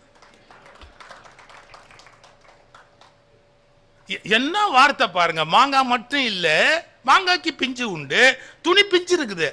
மாங்காய் மட்டும் இல்லைங்க, அது பிஞ்சு இருக்குதுங்க அப்படின்னார். இவர் பார்வை இல்லைன்னா கூட எவ்வளவு ஆழமான ஒரு பார்வை இருக்கு பார்த்தீங்களா? இதே மாதிரி அந்த கவியினுடைய சிறப்பு என்னன்னு கேட்டா, அந்த வாழ்க்கையில அரசர் அகலங்கன்னு பேரு. அவன் வெளியில போயிட்டு வர்றான். அவன் ஒரு உலா போயிட்டு எங்கேயோ போயிட்டு திரும்பி வர்றான். வந்தவன் ஒரு காட்சியை பார்த்துட்டான். அந்த காட்சியை பார்த்துட்டு அரண்மனைக்குள்ள நுழைஞ்ச உடனே எல்லா புலவர்களையும் கூப்பிட்டு, நான் ஒரு காட்சியை பார்த்துட்டு வந்தேன், அதை பத்தி யாராவது பாட்டு எழுதுனா நான் ஒரு யானை கன்றும் வளநாடும் தருகிறேன், ஒரு யானை கூட்டி கொடுக்குறேன், அதுக்கு வேண்டிய நிலம் கொடுக்குறேன்னா. இவன் கூட வாக்கிங் போனவங்களுக்கு கண்டுபிடிக்க முடியல என்னன்னா அரசர் எதை பார்த்தாரு அப்படிங்கிறது ஒன்னும் சொல்ல தெரியல. ஆனா கண்ணில்லாத அந்த புலவர் என்ன சொன்னாரு, ஒரு பாட்டு பாடினார். என்ன பாடுறாருன்னா, வாழை மரத்தோட குருத்து இருக்குது இல்ல, அந்த வாழை மரத்தோட குருத்து இப்படி வெளியே வந்து இப்படி காத்துல இப்படி இப்படி ஆடும் இல்ல, அந்த வாழை மரத்துல ஒரு கிளி கூடு கட்டி இருக்குது. அந்த கிளி குஞ்செல்லாம் அதுல உட்கார்ந்து இருக்குது.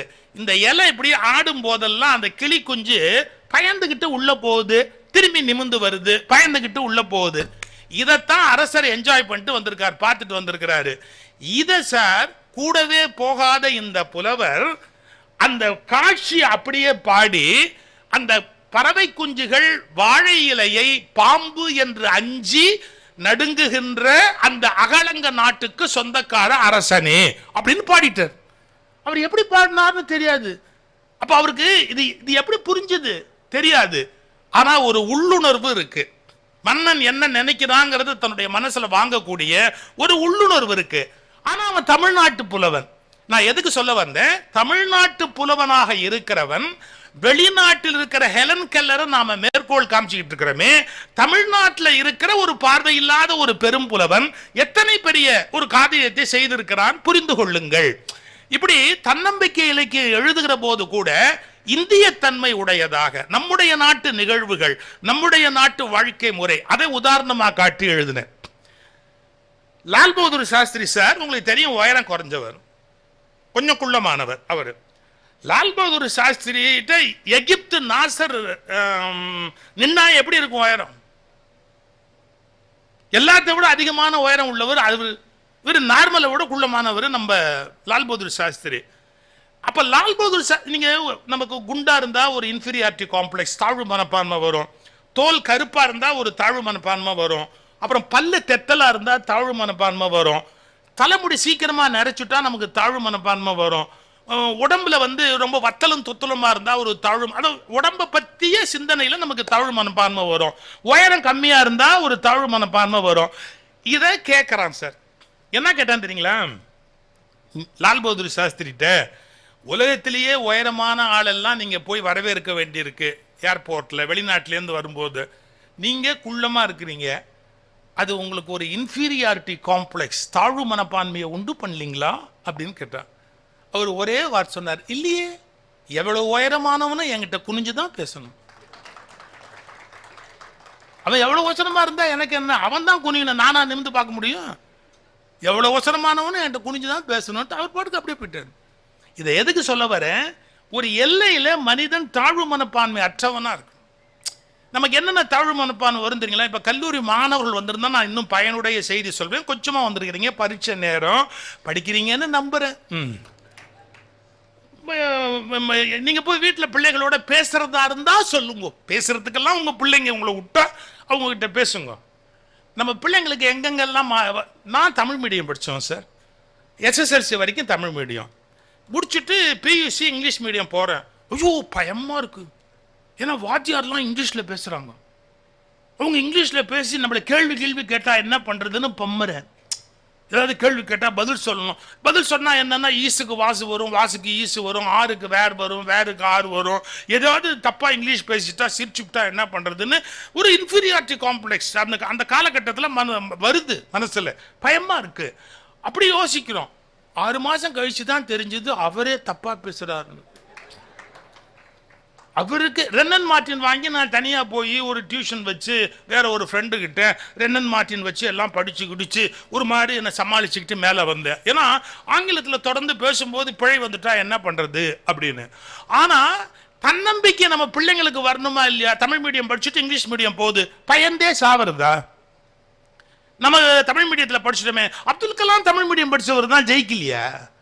வாழ்க்கையில நம்பிக்கை இருக்கணும். நம்ம அதனால என்ன இப்ப என்ன குறைஞ்சு போச்சு?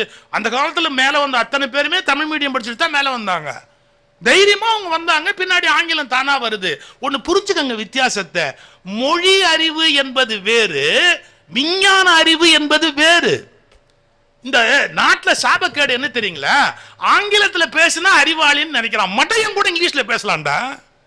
அதுக்கு ஆங்கிலத்துல பேசுறதுக்கும் அறிவுக்கும் பெரிய சம்பந்தம் கிடையாது. நீ சப்ஜெக்ட்ல வெல்பெஸ்டா இல்லையான்னு பார்க்கணும். சப்ஜெக்ட்ல சில பேர் பயங்கர ஆழமா இருப்பான், ஆங்கிலம் அவனுக்கு வராம இருக்கும். தப்பா? ஆங்கிலத்துல பேசினாதான் அறிவாளி அப்படின்னு நினைச்சா இந்த நாட்டை போய் என்ன சொல்றது? அதுக்கப்புறம் தமிழ்ல பேசலாம், தெலுங்குல பேசலாம், ஹிந்தியில பேசலாம், இங்கிலீஷ்ல பேசலாம். உன் தாய்மொழி அல்லது உனக்கு பழக்கமான மொழி என்னவோ தைரியமா பேசணும். அப்படியே வாயை அப்படியே மூடிக்கிட்டு அப்படியே உட்கார்ந்துருந்தா முடியுமா? எதுக்கு சொல்ல வர, நம்ம இன்னொரு மொழியில எப்படி பேசுறதுங்கிற இன்ஃபீரியாரிட்டி காம்ப்ளெக்ஸ் இருந்தா கல்லூரி காலங்களில் ஜெயிக்க முடியாது. அதே மாதிரி 10 பேர் இருக்கிற இடத்துல நீங்க ஜெயிச்சு மேல வரணும்னு சொன்னா நமக்கு இந்த மொழி வராதோன்னு பயப்படக்கூடாது. இந்த தமிழ்நாட்டோட முதலமைச்சரா ஓமந்தூர் ராமசாமி ரெட்டியார்னு ஒரு பெரியவர் இருந்தார். எனக்கு அவங்க மேலெல்லாம் ரொம்ப மரியாதைங்க. ஓமந்தூர் ராமசாமி ரெட்டியார் மாதிரி எல்லாம் ஒரு மிக உத்தமமான மனிதர்களை பார்க்க முடியாது. அவர் தம்பி என்ன பண்ணிட்டாரு, கவர்மெண்ட் டிராக்டரை அவர் சொந்த நிலத்துல யூஸ் பண்ணிட்டாரு. அவருக்கு நிலம் இருக்கு, உழணும். அப்ப கவர்மெண்ட் டிராக்டருக்கு வாடகை கொடுத்து அவங்க யூஸ் பண்ணிக்கல. ஏன்னா அப்பெல்லாம் டிராக்டரே கிடையாது. வேணா கவர்மெண்ட்டுக்கு வாடகை கொடுத்து அதை எடுத்துட்டு போய் அவங்க நிலத்துல யூஸ் பண்ணலாம். அதை தான் அவங்க தம்பி பண்ணார். அவர் ஒன்றும் தப்பா பண்ணல. கவர்மெண்ட் டிராக்டரை அவர் வாடகை கொடுத்து தன்னோட நிலத்துல விழுதார். தெரிஞ்ச உடனே கூப்பிட்டு விட்டு பயங்கர கோவப்பட்டார். அவங்ககிட்ட பெனால்ட்டி போட்டு பணம் வாங்கு, இனிமே அவன் கேட்டா டிராக்டர் கொடுக்காது அப்படின்னார். அந்த மாதிரிலாம் நீங்க ஒரு நேர்மையான மனிதர்களை பார்க்கறதே கஷ்டம் சார். ஒரு தடவை அவர் முதலமைச்சராக இருக்கிறாரு. மெட்ராஸில் கார் நிற்கிது. கார் டிக்கியை திறந்து அவருடைய பெட்டி படுக்கை கூஜா, அந்த காலத்தில் எல்லாம் கூஜா கஜெல்லாம் வச்சுட்டு தான் எடுத்துகிட்டு போவாங்க. சரி அதோடு நிறுத்திக்கிறேன். அப்புறம் இந்த கூஜான உடனே எனக்கு வேறு ஏதோ தோணுது சொல்லணும்னு. ஏற்கனவே எனக்கு இப்போது 7:30 சனி, இது என்னத்துக்கு நமக்கு கொஞ்சம் அடக்கி வாசிப்போம். கூஜா இதெல்லாம் அப்படி அந்த டிக்கிலேருந்து எல்லாம் இறக்குறாங்க. அவர் பாருங்க இப்படி கையை வச்சுக்கிட்டு நிற்கிறாரு. ஒன்றா இருக்கிறது பெட்ஷீட் எடு, பாய் வந்துருச்சா, கூஜா வந்துருச்சா. ஒரு பலாப்பழம் இறக்கணும் சார். டிரைவர் ஒரு பலாப்பழத்தை இறக்குனார் சார். இது ஏது பலாப்பழம், நம்ம வாங்கலையே, ஏது அப்படின்னா. திண்டிவனம் டிராவலர்ஸ் பங்களாவில் வண்டி நின்ன போது பிடபிள்யூடி கெஸ்ட் ஹவுஸில் அந்த மரத்தில் பலா பழுத்திருக்குது, சும்மா தானே போகுது வண்டி, ஐயா மெட்ராஸ் தானே போறாரு அப்படின்னு அந்த வாட்ச்மேன் அந்த பலாப்பழத்தை பிடுங்கி டிக்கியில் போட்டான்னு. யாரை கேட்டு வாங்கின அப்படின்னா. இல்லைங்க பழம் பழுத்திருக்குது, ஐயா ஊருக்கு போறீங்க சென்னைக்கு, இருக்கட்டும்னு அந்த வாட்ச்மேனு அந்த பழத்தை கொடுத்தான். நீ ஒரு காரியம் பண்ணு, என்ன இந்த பலாப்பழத்தை தலையில் வச்சுக்கிட்டு மறுபடியும் இங்கேருந்து திண்டிவனம் போய் அவங்கிட்ட அந்த பலாப்பழத்தை கொடுத்துட்டு பலாப்பழத்தை பெற்றுக்கொண்டேன்னு ரசீது வாங்கிக்கிட்டு வா. டிரைவர் சொன்னா பலாப்பழம் 2 அணா, ஆனால் பஸ் சார்ஜ் 4 அணா. இப்போ நான் மறுபடியும் போகணும்னா 4 அணா பஸ்ஸுக்கு ஆகும். பலாப்பழம் இங்கே நம்ம ஊர்லேயே 2 அணாக்கு கிடைக்கும். பரவாயில்ல, நீ பண்ண தப்புக்கு பெனால்ட்டி 2 அணா, போயிட்டு வா. கொஞ்சம் யோசிச்சு பாருங்க. இது இவ்வளவு துல்லியமான நேர்மைன்னா நம்ம நினைச்சே பார்க்க முடியாது. அந்த ஓமந்தூர் ராமசாமி ரெட்டியார் ஜவஹர்லால் நேருக்கு ஒரு கடிதம் எழுதுறாரு. யார்கிட்ட ஒரு லெட்டர் வருது, பிரைம் மினிஸ்டர் ஒரு லெட்டர் வருது. நேரு கேட்கிறாரு, what is the opinion of the chief minister அப்படின்னு கேட்கிறாரு. இந்த லெட்டர் வருது, what is the opinion of the chief minister, கான்ஃபிடென்ஷியல்னு போட்டிருக்கு. அதனால சிஎம் தானே ஓபன் பண்ணி தான் படிக்கணும். ஓமந்தூர் ராமசாமி ரெட்டியார் சார் 3ஆம் கிளாஸ் தான், ஆனால் இங்கிலீஷ்லாம் படிப்பார். இதெல்லாம் ஒரு ஆச்சரியமான குணம். அவர் லெட்டரை படிச்சாரு. படிச்சுட்டு என்ன பண்ணாரு பாருங்க, இன் மை ஒப்பீனியன் அப்படின்னு ஆரம்பிக்கிறார் லெட்டரை. இன் மை ஒப்பீனியன்ங்கிற போது ஒப்பீனியன் ஸ்பெல்லிங் தப்பாயிட்டார். அவருக்கு தெரியாது, இங்கிலீஷ் தெரியாது. ஒப்பீனியன் ஸ்பெல்லிங் தப்பாயிட்டாரு. ஆனால் மற்றதெல்லாம் எழுதிட்டாரு. எழுதி அந்த லெட்டரை கவருக்குள்ள போட்டு செக்ரட்டரியை கூப்பிட்டு இதை டெல்லிக்கு போஸ்ட் பண்ணு அப்படின்னார். அவர் எல்லா செக்ரட்டரி மாதிரி பிரித்து படித்தார். எப்படி இருக்கு உள்ள அப்படின்னு என்னன்னு படிச்சாரு. ஒப்பீனியன் ஸ்பெல்லிங் தப்பா இருக்கு. இதனடா வம்பா போச்சு, ஸ்பெல்லிங் தப்பா இருக்குது அப்படின்ட்டு அவர் வேற எழுதி கையெழுத்து கொண்டாந்து வச்சாரு. இப்படி பார்த்தாரு, ஏன் எழுதி இருக்கிற நீ அப்படின்னாரு. இல்லைங்க நீங்க எழுதுனதுல ஒப்பீனியன் ஸ்பெல்லிங் தப்பு. அவருடைய பஞ்சு பாருங்க, உன் ஒப்பீனியன் கேட்டானா என் ஒப்பீனியன் கேட்டானா, உன் ஒப்பீனியன் கேட்டானா என் ஒப்பீனியன் கேட்டானா. இல்லைங்கோ எல்லார் ஒப்பீனியனுக்கும் இதான் ஸ்பெல்லிங்னார். அவர் கிடையாது, என் ஒப்பீனியனுக்கு இதான் ஸ்பெல்லிங், ஓ ஒப்பீனியனுக்கு அதுதான் ஸ்பெல்லிங் சொல்லிட்டு சார் சும்மா விளையாடுறாரு. அவர் கோபம் அப்படி சிரிச்சுக்கிட்டே சொன்னார், என்ன எனக்கு இங்கிலீஷ் தெரியாதுங்கிறத மறைக்கிறியா? எனக்கு இங்கிலீஷ் தெரியாதுங்கிறது ஜவஹர்லால் நேருக்கு தெரியக்கூடாதுன்னு திருத்தி எழுதி நீ மறைக்கிறியா? ஒன்று தெரிஞ்சுக்கோ, ஓமந்தூராருடைய வார்த்தை, ஒன்று தெரிஞ்சுக்கோ, ஒரு முதலமைச்சருக்கு என்ன தெரியாதுங்கிறது பிரதம மந்திரிக்கு தெரிஞ்சாதான்டா நாடு உருப்பிடும். எனக்கு இங்கிலீஷ் தெரியாதுங்கிறது அவருக்கு தெரியட்டும். எனக்கு இங்கிலீஷ் தெரியாதுங்கிறது நேருவுக்கு தெரியுட்டுண்டா, நான் தப்பா எழுதின லெட்டரே போடு, என் லெட்டரை போஸ்ட்ல போடு, உன் லெட்டரை குப்பையில போடு. இல்ல ரெண்டு கவனிச்சிங்களா? என்னன்னா இன்பார்ன் லீடர்ஷிப் குவாலிட்டி. 3ஆம் கிளாஸ் தான். Inborn leadership quality. என் லெட்டரை டெல்லிக்கு போடு, உன் லெட்டரை குப்பையில போடு. சார் இங்கிலீஷை திருத்தக்கூடாதுன்னு நினைக்கல, எனக்கு இங்கிலீஷ் தெரியாது தான், எனக்கு தெரியாதுங்கிறது நேருக்கு தெரிவிட்டுனார். சார் இது சாதாரண விஷயம் அல்ல. உங்களில் பல பேர் துன்பப்படுவதற்கு என்ன காரணம் தெரியுமா? உங்கள் உண்மையான இயல்பு மற்றவருக்கு தெரியாதபடி அதை எப்படியாவது நாம் மாற்றி அதை ப்ரொஜெக்ட் பண்ண வேண்டும் என்று நினைப்பதால் தான் வாழ்க்கையில் எப்போதும் அதிகம் கஷ்டப்படுகிறோம். நான் யாரு ஒரிஜினலா அப்படியே வெளிப்படட்டும், அதை பத்தி எனக்கு ஒன்றும் கவலை கிடையாது. இப்ப நான் கோபக்காரன் தெரிஞ்சுக்கோ, நான் வந்து நேர்மைக்காக என்ன வேணாலும் பேசுவேன், தெரிஞ்சுக்க. அதை பூசி மொழிகி மறைச்சு எவ்வளவு காலம் நீ அப்படி பண்ணிட்டு இருக்க முடியும்? சில பேர் சைவம் சாப்பிட மாட்டாங்க சார், ஆனா வெளியில சைவம் சாப்பிடுற மாதிரி நடிப்பாங்க. எதுக்கு இந்த வேஸ்ட்? நீ அசைவம் சாப்பிடுவியா? சாப்பிடுவேன்னு சொல்லிட்டு போய் அசைவம் சாப்பிடுவேன் சார். விவேகானந்தர் ஓப்பனா சொல்றாரு, நான் அசைவம் சாப்பிடுவேன் அப்படிங்கிறாரு. அவர் ஒன்னும் இன்ஹிபிஷன் இல்ல, மறைக்கல அவருக்கு. அவர் அமெரிக்கா போன போது கிடைக்கல, மஜும்தார் அதை குறை சொல்றாரு. என்ன சொன்னார் தெரியுங்களா? என்ன சாவ சொல்றியா? இங்க என்ன பட்டி கிடந்து என்ன சாவ சொல்றியா? அமெரிக்கால நான் கிடைச்சதை சாப்பிட்டேன், இப்ப என்னங்கிற அப்படின்னார். நான் ஒரு வார்த்தை சொல்லட்டுமா? பொய்யான புகழை விட உண்மைதான் எப்போதும் மேலானது. தூத்து நான் சாப்பிட்டேன், இப்ப என்னங்கிற? அதை திருட்டுத்தனமா மறைக்கிறதா? மறைக்க நான் விரும்பல, எதுக்கு மறைக்கணும் அப்படின்னார். இதை எதுக்கு சொல்ல வரேன்? பல பேரு தான் யாரா இருக்கிறாங்களோ அதுவா வெளிப்பட விரும்புறது இல்ல. வேற ஒரு இவங்க கஞ்சனா இருப்பாங்க சார், வள்ளல் மாதிரி காட்டிக்கணும்னு நினைப்பாங்க. எதுக்கு இந்த அவஸ்தை? அப்போ உன் இயல்பு என்னவோ அந்த இயல்போடு அப்படியே. ஒரே வார்த்தை சொல்லட்டுமா? இதுக்கு ஒரு சூத்திரம். நீயாக இரு, நீயாக இரு, நீ யாரோவாக உன்னை வெளிப்படுத்தாது. நம்ம யாரோ மாதிரி நம்மளை காட்டிக்கணும்னு நினைச்சோம்னா நம்ம தோத்து போயிடுவோம். நாமளாவே இருந்தோம்னு சொன்னா நம்மளை யாரும் அசைக்க முடியாது. இது 2வது ஸ்டேஜ். 3, நம்ம வளரணும் அப்படின்னு சொன்னா அந்த பாசிட்டிவான ஆட்டிடியூட் உள்ள நபர்களுக்கு மத்தியில் இருக்கணும். இது கொஞ்சம் ரொம்ப எசென்ஷியல். எப்படின்னா சில பேர் உங்களை எப்பவுமே கரிச்சு கொட்டிக்கிட்டே இருப்பாங்க, உங்களை முன்னுக்கு வர விட மாட்டாங்க. மன்னிச்சுக்கோங்கம்மா, புள்ள வளர்க்குற போது நாம வந்து எப்பவுமே நெகட்டிவா பேசக்கூடாது. நான் அதை சொல்லித்தரத்துக்காக சொல்ல வேண்டியிருக்கேன், என்ன மன்னிச்சுக்கோங்க. நீ எங்க படிச்சு ஊர் கூட போற, உனக்கு இதெல்லாம் வரவே வராது, உனக்கு கணக்கு எப்படி வரும், உங்க அப்பனுக்கே வரல உனக்கு வருமா? இந்த மாதிரிலாம் தேசிய பேசாதீங்க. டேய் பின்னிரு விட, நீ அல்ல மேல ஒரு விட, அதனால என்னடா வரலன்னா என்ன, கணக்கு வரலன்னா பெரிய விஷயமா? நல்லா அதெல்லாம் ஜம்முன்னு மேல வருவேன். ஒரு புதுக்கவிஞன் 2 வரி எழுதியிருந்தான், கோச்சுக்காதீங்க. புதுக்கவிந்தன் படித்தவன் பாடம் நடத்துகிறான். ஏன் 10,000 ரூபாய் சம்பளத்துக்கு போய் வாத்தியாரா உட்காந்து MB MA PhD பாடம். படித்தவன் பாடம் நடத்துகிறான், படிக்காதவன் பள்ளிக்கூடம் நடத்துகிறான். முடிஞ்சு போச்சு.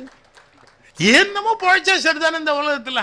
நம்ம புள்ள படிக்கலையா, படிப்பு வரலையா, வாடா கண்ணு நீ மேல வருவடா, வாடா இதை படுற, உனக்கு என்னடா வருது, அதை படுற, அப்படி சொல்லணும் சார்.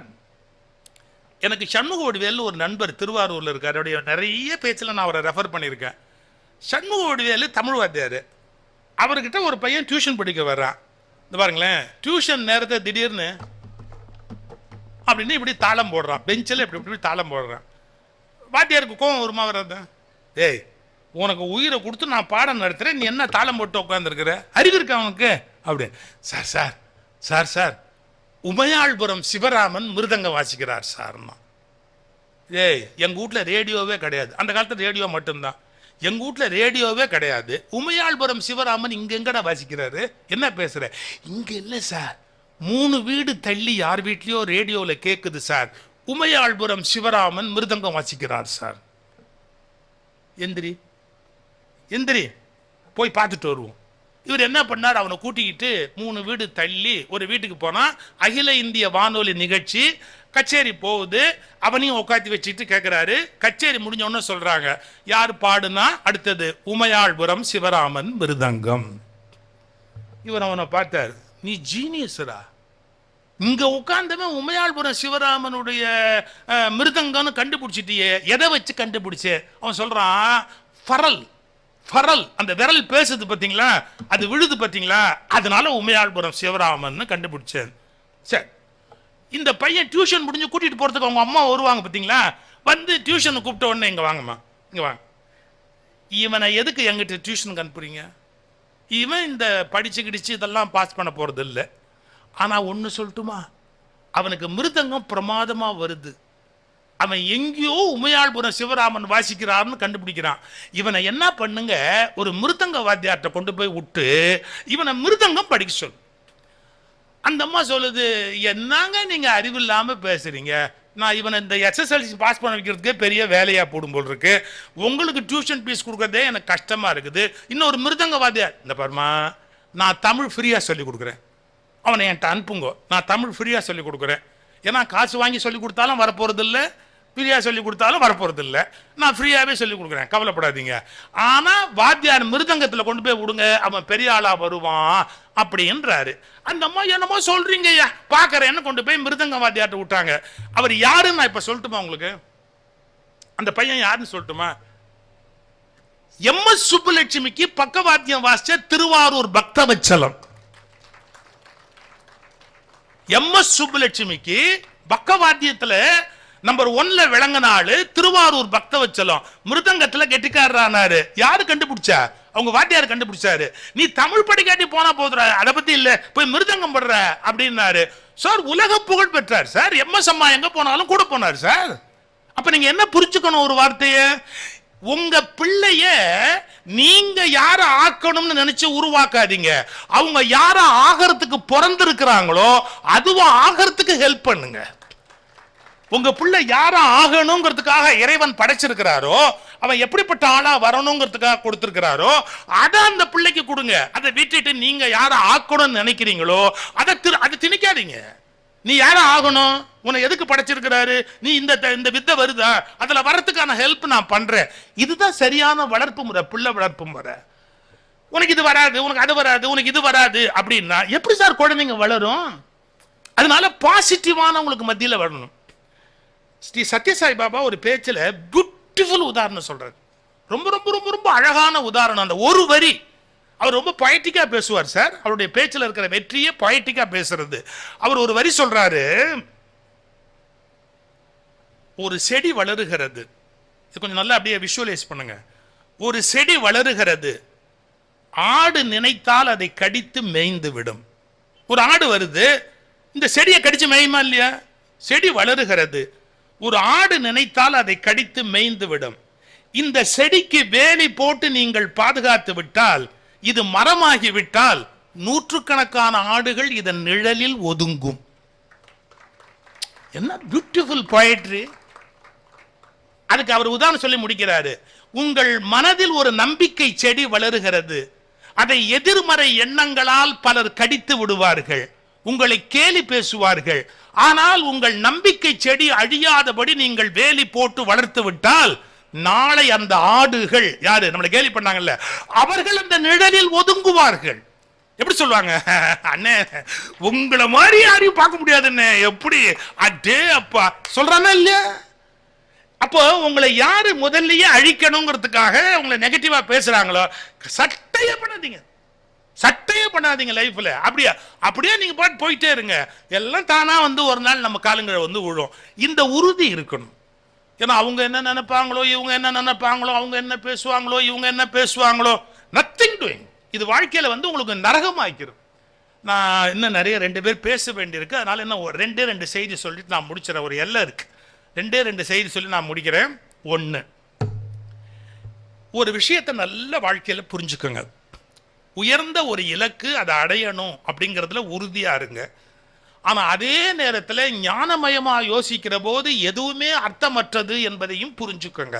நான் எப்பவுமே 2லையுமே நம்மளை தக்க வச்சுக்கணும். வட துருவம் தென் துருவம் 2 இணைஞ்ச பூரணமா நம்ம இருக்கணுங்கிறது என்னுடைய கோட்பாடு. அதுதான் பல பேருக்கு என்ன புரிஞ்சுக்க முடியல. நான் பூரணம், பூரணத்தில் எப்பவுமே மைனஸும் உண்டு, நெகட்டிவ் பிளஸும் உண்டு, இருட்டும் உண்டு, பகலும் உண்டு, வடதுருவம் உண்டு, தென் துருவம் உண்டு.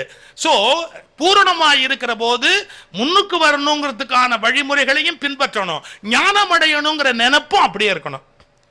இதை நான் வந்து ஒரு முறை பேசுறேன். நம்ம எழுத்தாளர் சிவசங்கரி அம்மா வந்து ஒரு கேள்வி கேட்டாங்க. சிவம், நீ சொல்ற, கொஞ்சம் யோசிச்சு பாரு, அகங்காரமான நான் நான் நான் அப்படிங்கிற ஒரு தன்முனைப்பு தானே உலகியல்ல வெற்றியை கொடுக்குது அப்படியே மேல வர்றதுக்கு.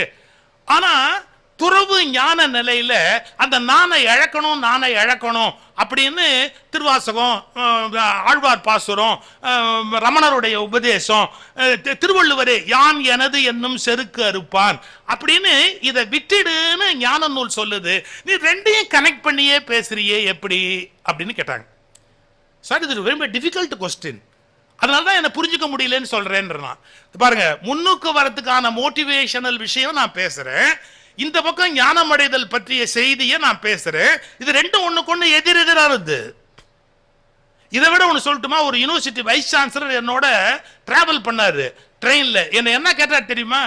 பரவாயில்லையே, உங்களுக்கு இங்கேயும் சில்லறை கிடைக்கும் அங்கேயும் சில்லறை கிடைக்கும்னு பேசுறீங்களான்னாரு. உங்களுக்கு இங்கேயும் சில்லறை கிடைக்கும் அங்கேயும் சில்லறை கிடைக்கும்னு பேசுறீங்களான்னாரு. ஏன் சார் உங்களுக்கு அதை தாண்டி சிந்தனையே வராதா? ஒரு மனுஷன் பூரணமா இருக்கணும்னா உலகியல்ல முதல்ல வெற்றி பெறணும். ஆனா வெற்றி பெற்றதுக்கு அப்புறம் அது ஒண்ணுமில்லைன்னு கண்டுபிடிக்கணும். அப்புறம் பூரணமான ஞானத்தோடு இறையில போய் கலக்கணும். எதுவுமே இல்லாம நேரடியா ஓடினா வாழ்க்கையை பார்த்து பயந்து ஓடுன கோழத்தனம்னு அர்த்தம். வாழ்க்கையை புரிஞ்சுக்கிட்டு நாம அதை நோக்கி போனோம். இதுக்கு ஒரு உதாரணம் சொல்லி நிறுத்திடுறேன். போல்வால் தாண்டதுன்னு ஒரு விளையாட்டு இருக்கு, பார்த்திருக்கீங்களா? போல்வால் அப்படின்னு ஒரு விளையாட்டு இருக்கு. அது என்ன? பெரிய மூங்கில் குச்சி. அந்த பெரிய மூங்கில் குச்சியை அப்படியே தூக்கிக்கிட்டு ஓடியாருவான். அந்த மூங்கில் குச்சியை வச்சு அப்படி ஊனி, இது பாருங்களேன், டக்குன்னு அப்படியே 10 அடி உசரத்துக்கு தாவுவான். அந்த மூங்கில் குச்சியை ஊனி அப்படியே மேலே போவான். இந்த 10 அடிக்கு ஒரு அளவுகோல் வச்சிருப்பாங்க நீ ஜம்ப் பண்றதுக்கு அப்படின்னு. எப்படி அதை தாண்டுவான் தெரியுங்களா? இந்த கோலை ஊனி மேலே போயிட்டு இந்த கோலை இப்படி ஒரு தள்ளிட்டு தாண்டி இப்படி குதிப்பான். 10 அடி உசரத்துக்கு குதிச்சிருவான், கை தட்டுவான், அவனுக்கு கப்பு கொடுப்பான். நீங்க நல்லா புரிஞ்சுக்கணும். இந்த குச்சி இல்லாம 10 அடி உயர முடியுமோ? குச்சி இல்லாம 10 அடி உயர முடியுமோ? சரி, அந்தாண்ட போறேன் இந்த குச்சியை தூக்கிட்டு போறேன்னு தூக்கிட்டு போக முடியுமோ? உயிர் போயிடும். நீங்க இந்த குச்சியோட போனீங்க உதவாங்குவோம். இந்த குச்சியை எடுத்துக்கிட்டு நேரம் அந்தாண்ட போனோம்னா அடி பலமா இருக்கும். நல்ல கவனிங்க, 10 அடி உயரணும்னா இந்த குச்சி வேணும். ஆனா ஒரு எல்லையில போய் அந்தாண்ட போய் விழணும்னா குச்சியை விடணும். உங்கள் நான் இல்லாமல் நீங்கள் மேலே வர முடியாது. உங்கள் நானோடு கடவுளோடு சேர முடியாது. கடவுள் கிட்ட போகும்போது இதை அப்படியே தள்ளிடணும். அந்த பக்குவம் வரணும். அதான் பூரண நிலைங்கிறனா. உங்கள் நானை பயன்படுத்தி தான் நீங்க மேல வரணும். ஆனா மேல வந்ததுக்கு அப்புறம் இறைவனோடு கலக்கிறதுக்கு இந்த நானை தள்ளிட்டு அந்த நான்ல போய் கலக்கணும். அப்ப இந்த குச்சி பயன்படாது. இது பூரணமான ஞான நிலை. அதை நோக்கி பயணம் பண்ணணும். அதுதான் விவேகானந்தர் கத்து கொடுத்தாரு. நீ எப்படி பிடிச்சி எப்படி மேல வந்து எந்த நிலையில. ராமகிருஷ்ணன் போகும்போது பூரண சரணாகதி, டோட்டலா அவருடைய நானை விட்டுட்டாரு. ஆனா வெளியில போய் நிக்கிற போது அவர் கம்பீரத்தை அவர் விடவே இல்லை. அதனால வாழ்க்கையில முன்னுக்கு வரணும் அப்படின்னா உங்களுடைய அந்த தன்னம்பிக்கையை முழுசா பயன்படுத்தணும். அதை பலவீனப்படுத்துறவங்களோட இருக்கக்கூடாது. அவங்க நெகட்டிவா சொல்ற வார்த்தையை நினைச்சு பார்க்க கூடாது. இன்னொருத்தர் ஏதாவது விமர்சனம் பண்ணுவாங்களோன்னு கவலைப்படக்கூடாது.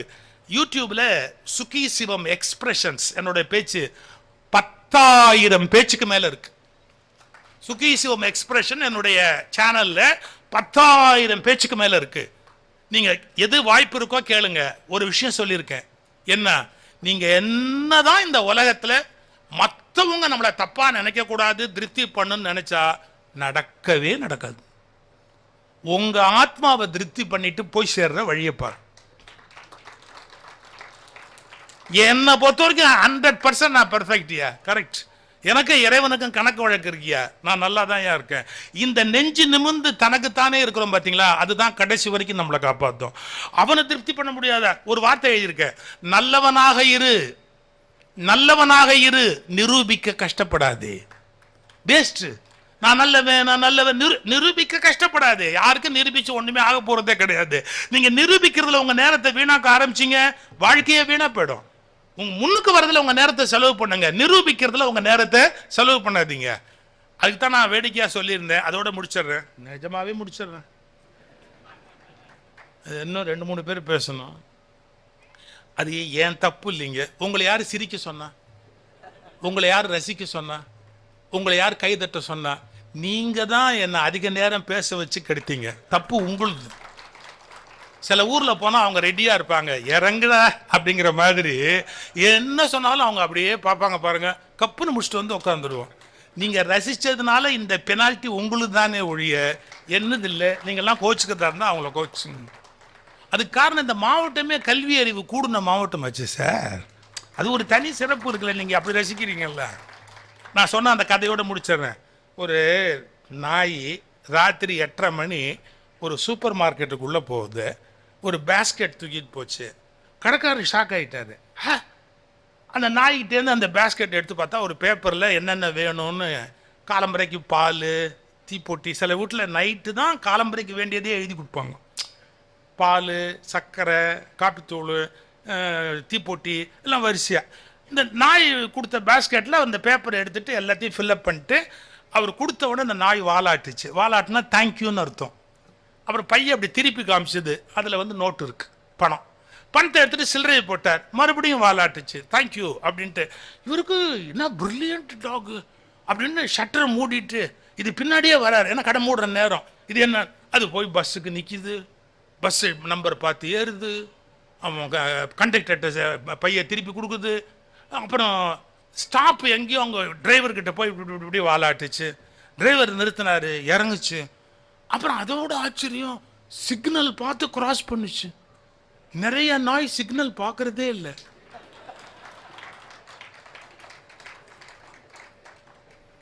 சிக்னல் பார்த்து நாய் கிராஸ் பண்ணுச்சு. இந்த சூப்பர் மார்க்கெட்டுக்காரன் அசந்துட்டான், என்னடா இது. அந்த வீட்டுக்கு போய் டேங்னு காலிங் பெல் அடிச்சுது. அந்த வீட்டுக்காரன் அப்படி கதவை திறந்தான். திறந்துட்டு மட்டேல் அந்த நாயை ஒன்று வச்சான். இந்த சூப்பர் மார்க்கெட்டுக்காரன் நெஞ்சு நொந்து போய், அறிவு இருக்காயா அவனுக்கு, இவ்வளோ பிரில்லியன்ட் டாக் பார்க்க முடியுமா? லிஸ்ட்டு வாங்குது, சில்லறை வாங்குது, பஸ்ஸில் டிக்கெட் வாங்குது, சிக்னல் பார்க்குது, வீடு வந்து காலிங் பெல் அடிக்குது, அது போய் அடிக்கிறியேன்னா. அறிவு கிட்ட நாய். போகும்போதே சாவியை எடுத்துட்டு போய் நீயா திறந்துட்டு உள்ளவான்னு சொன்னேன். இன்னைய வரைக்கும் அந்த நாய்க்கு அது விளங்கவே இல்லைன்னா. என்ன சார் அர்த்தம்? என்ன சார்? கையெடுத்து கும்பிட்டு சொல்கிறேன், நீங்கள் எவ்வளவு செய்தாலும் என்ன செய்தீர்கள் என்று உங்களை உலகம் பாராட்டப் போவதில்லை. இந்த நாய் இதை பண்ணியிருக்கலாம்னு பேசப்போம். பிறரது விமர்சனங்களால் பாதிக்கப்படாதீர்கள், பிறரது விமர்சனங்களால் பாதிக்கப்படாதீர்கள். உலகத்தில் மனசாட்சியை விட சிறந்த தராசு கிடையாது. இதை மனதில் வைத்துக்கொண்டு என் தாரக மந்திரம், இன்னும் கொஞ்சம் முன்னேறு.